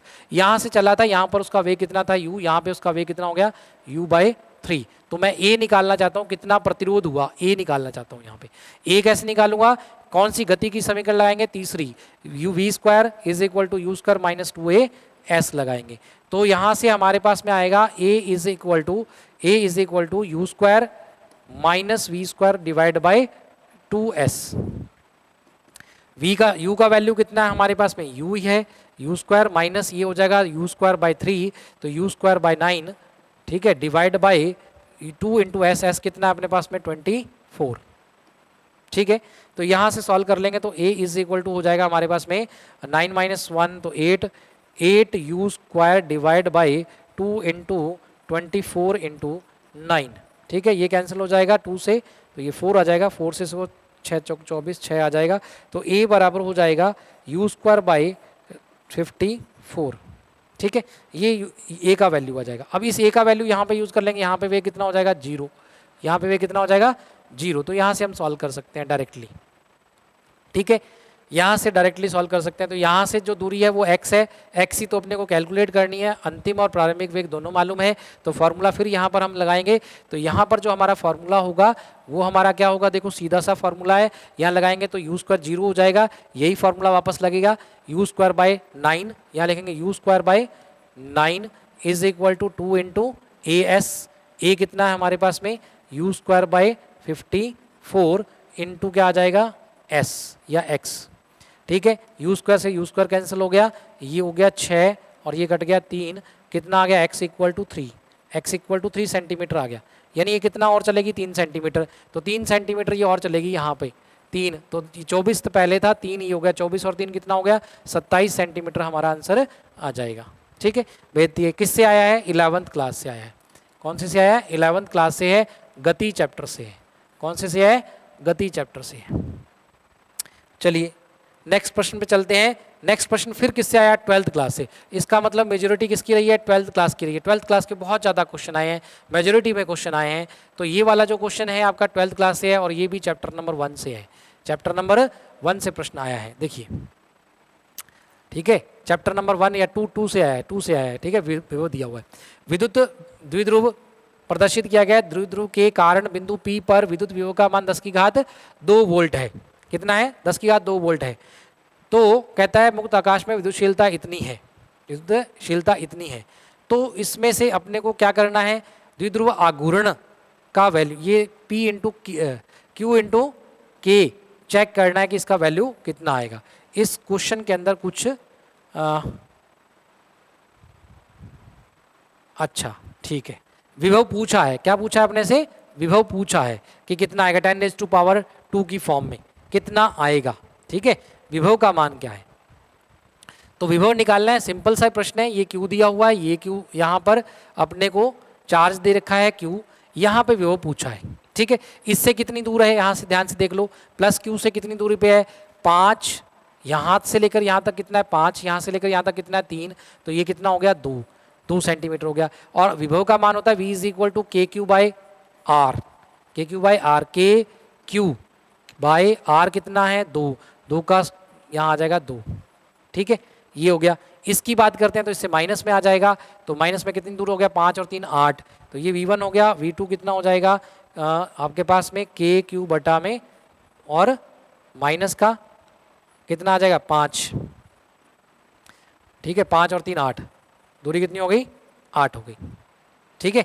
अब क्या करना है, दोनों का डिफरेंस ही निकालना है, दोनों क्या निकालना है यानी जोड़ना है, v is equal to v1 plus v2, तो कितना आ जाएगा आपके पास के क्यू बटा 2 माइनस के क्यू बटा 8, ठीक है, तो ये हो जाएगा 4 माइनस 1 तो 3 के क्यू बटा में 8, 3 के क्यू बटा 8, 3 के क्यू बटा 8, ऑप्शन देख लीजिए ध्यान से, 3 के क्यू बटा 8 कहाँ है ऑप्शन में अपने पास में, 3 के क्यू बटा 8 ऑप्शन में हमारे पास में दिख रहा है, 3 के क्यू बटा 8 सेकेंड ऑप्शन है, 3 के क्यू बटा 8 सेकेंड ऑप्शन है, तो हमारा आंसर आ गया ये, यानी ये भी किससे आया 12th क्लास से आया। चलिए लास्ट प्रश्न देखिए, लास्ट प्रश्न कहता है एक नदी के क्षैतिज पुल बनाया गया है और पुल पर एक छात्र 4 मीटर पर सेकंड के वेग से एक छोटी गेंद ऊर्ध्वाधर ऊपर की ओर फेंकता है, 4 सेकंड बाद गेंद पानी की सतह से टकराती है, पानी की सतह के ऊपर पुल की ऊंचाई बताइए। ये चैप्टर किससे आया है 11th क्लास से आया है, और 11th क्लास का जो है चैप्टर गति से ये भी क्वेश्चन आया है, ठीक है। इसके अंदर मान लो कि ये पुल है, पुल के अंदर यहाँ से एक पत्थर ऊपर फेंका गया, ऊपर से घूमता हुआ ये जल की सतह है इससे टकराया, ठीक है। तो हम विस्थापन कितना हुआ, वास्तव में विस्थापन कितना हुआ यही तो निकालना है, ठीक है। गति इसकी ऊपर की तरफ थी, इसको नीचे की तरफ लेते हैं, माइनस यू हो जाएगी, क्या हो जाएगी, माइनस यू बन जाएगी। जी नीचे की तरफ ले लेंगे तो प्लस में हो जाएगा। टोटल समय उसको नीचे गिरने में कितना लग रहा है, 4 सेकेंड का लग रहा है। कितना लग रहा है, 4 मिली सेकेंड। कितना लग रहा है, 4, एक छात्र 4 मीटर पर सेकंड, 4 सेकंड लग रहा है समय। और वेग का मान कितना है, 4 मीटर पर सेकंड, ये दिया हुआ है, ठीक है। तो हम सूत्र लगाएंगे, विस्थापन S बराबर होता है यू टी प्लस 1/2 GT², यही होता है, ठीक है। तो S बराबर, क्योंकि नीचे की तरफ विस्थापन है तो माइनस में आएगा, इसको माइनस लिखेंगे। U का मान कितना है, माइनस में है तो माइनस यू इंटू टी हो जाएगा, ठीक है, प्लस 1/2 और क्या आ जाएगा, GT² हो जाएगा। मैं सॉल्व कर लेता हूँ। माइनस यू का मान कितना है, माइनस का 4 इंटू टी का मान कितना है 4 प्लस 1/2, जी का मान कितना दिया हुआ है अपने को 10 इंटू टी का मान कितना दिया हुआ है 4, 4 का स्क्वायर हो गया 16, काट देते हैं, इसको हो जाएगा 8 और ये कितना हो गया माइनस के 16 और ये कितने हो गए अपने पास में 80 प्लस के 80।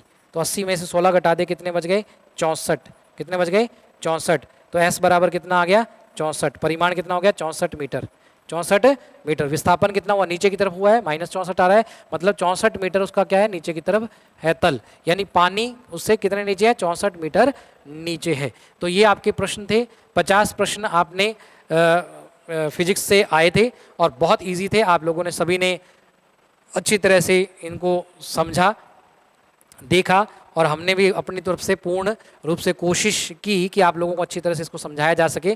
तो सक्सेस पॉइंट बाड़मेर की तरफ से आप सभी को बहुत बहुत बधाई। आप लोगों ने जो एग्ज़ाम दिया है और उस एग्ज़ाम में हम आशा करते हैं कि आप लोग बहुत अच्छे स्कोर कर उस एग्ज़ाम को क्लियर करेंगे, फाइट करेंगे। इसी के साथ आज का जो सॉल्यूशन सेशन था वो कंप्लीट होता है और नेक्स्ट जो आपका टारगेट है, हम ईश्वर से प्रार्थना करते हैं कि आप लोग अपने टारगेट को अचीव कर लें और आने वाला जो आपका रिज़ल्ट है वो बहुत अच्छा हो। और 12th क्लास में जो स्टूडेंट पढ़ रहा है उसके लिए बहुत गोल्डन टाइम है कि इस टाइम के अंदर वो विद्यार्थी अगर 1 साल अपनी ढंग से प्रिपरेशन करता है और नीट की तैयारी करता है तो नीट ईजीली वो क्रैक कर सकता है। बहुत आसान क्वेश्चन आते हैं और ज़्यादातर जो पोर्शन होता है वो 12th का कवर अप करे और 11th के कुछ टॉपिक्स को अच्छी तरह से कवर अप कर ले तो वो इजीली उस पूरे जो कहें कि 50 या 45 क्वेश्चन है वो पूरे के पूरे वो सॉल्व कर सकता है और 100% फिजिक्स के अंदर जो अपने वैल्यूज़ ले सकता है, मार्क्स ले सकता है और सिलेक्शन को प्राप्त कर सकता है। धन्यवाद, बहुत बहुत धन्यवाद आपका।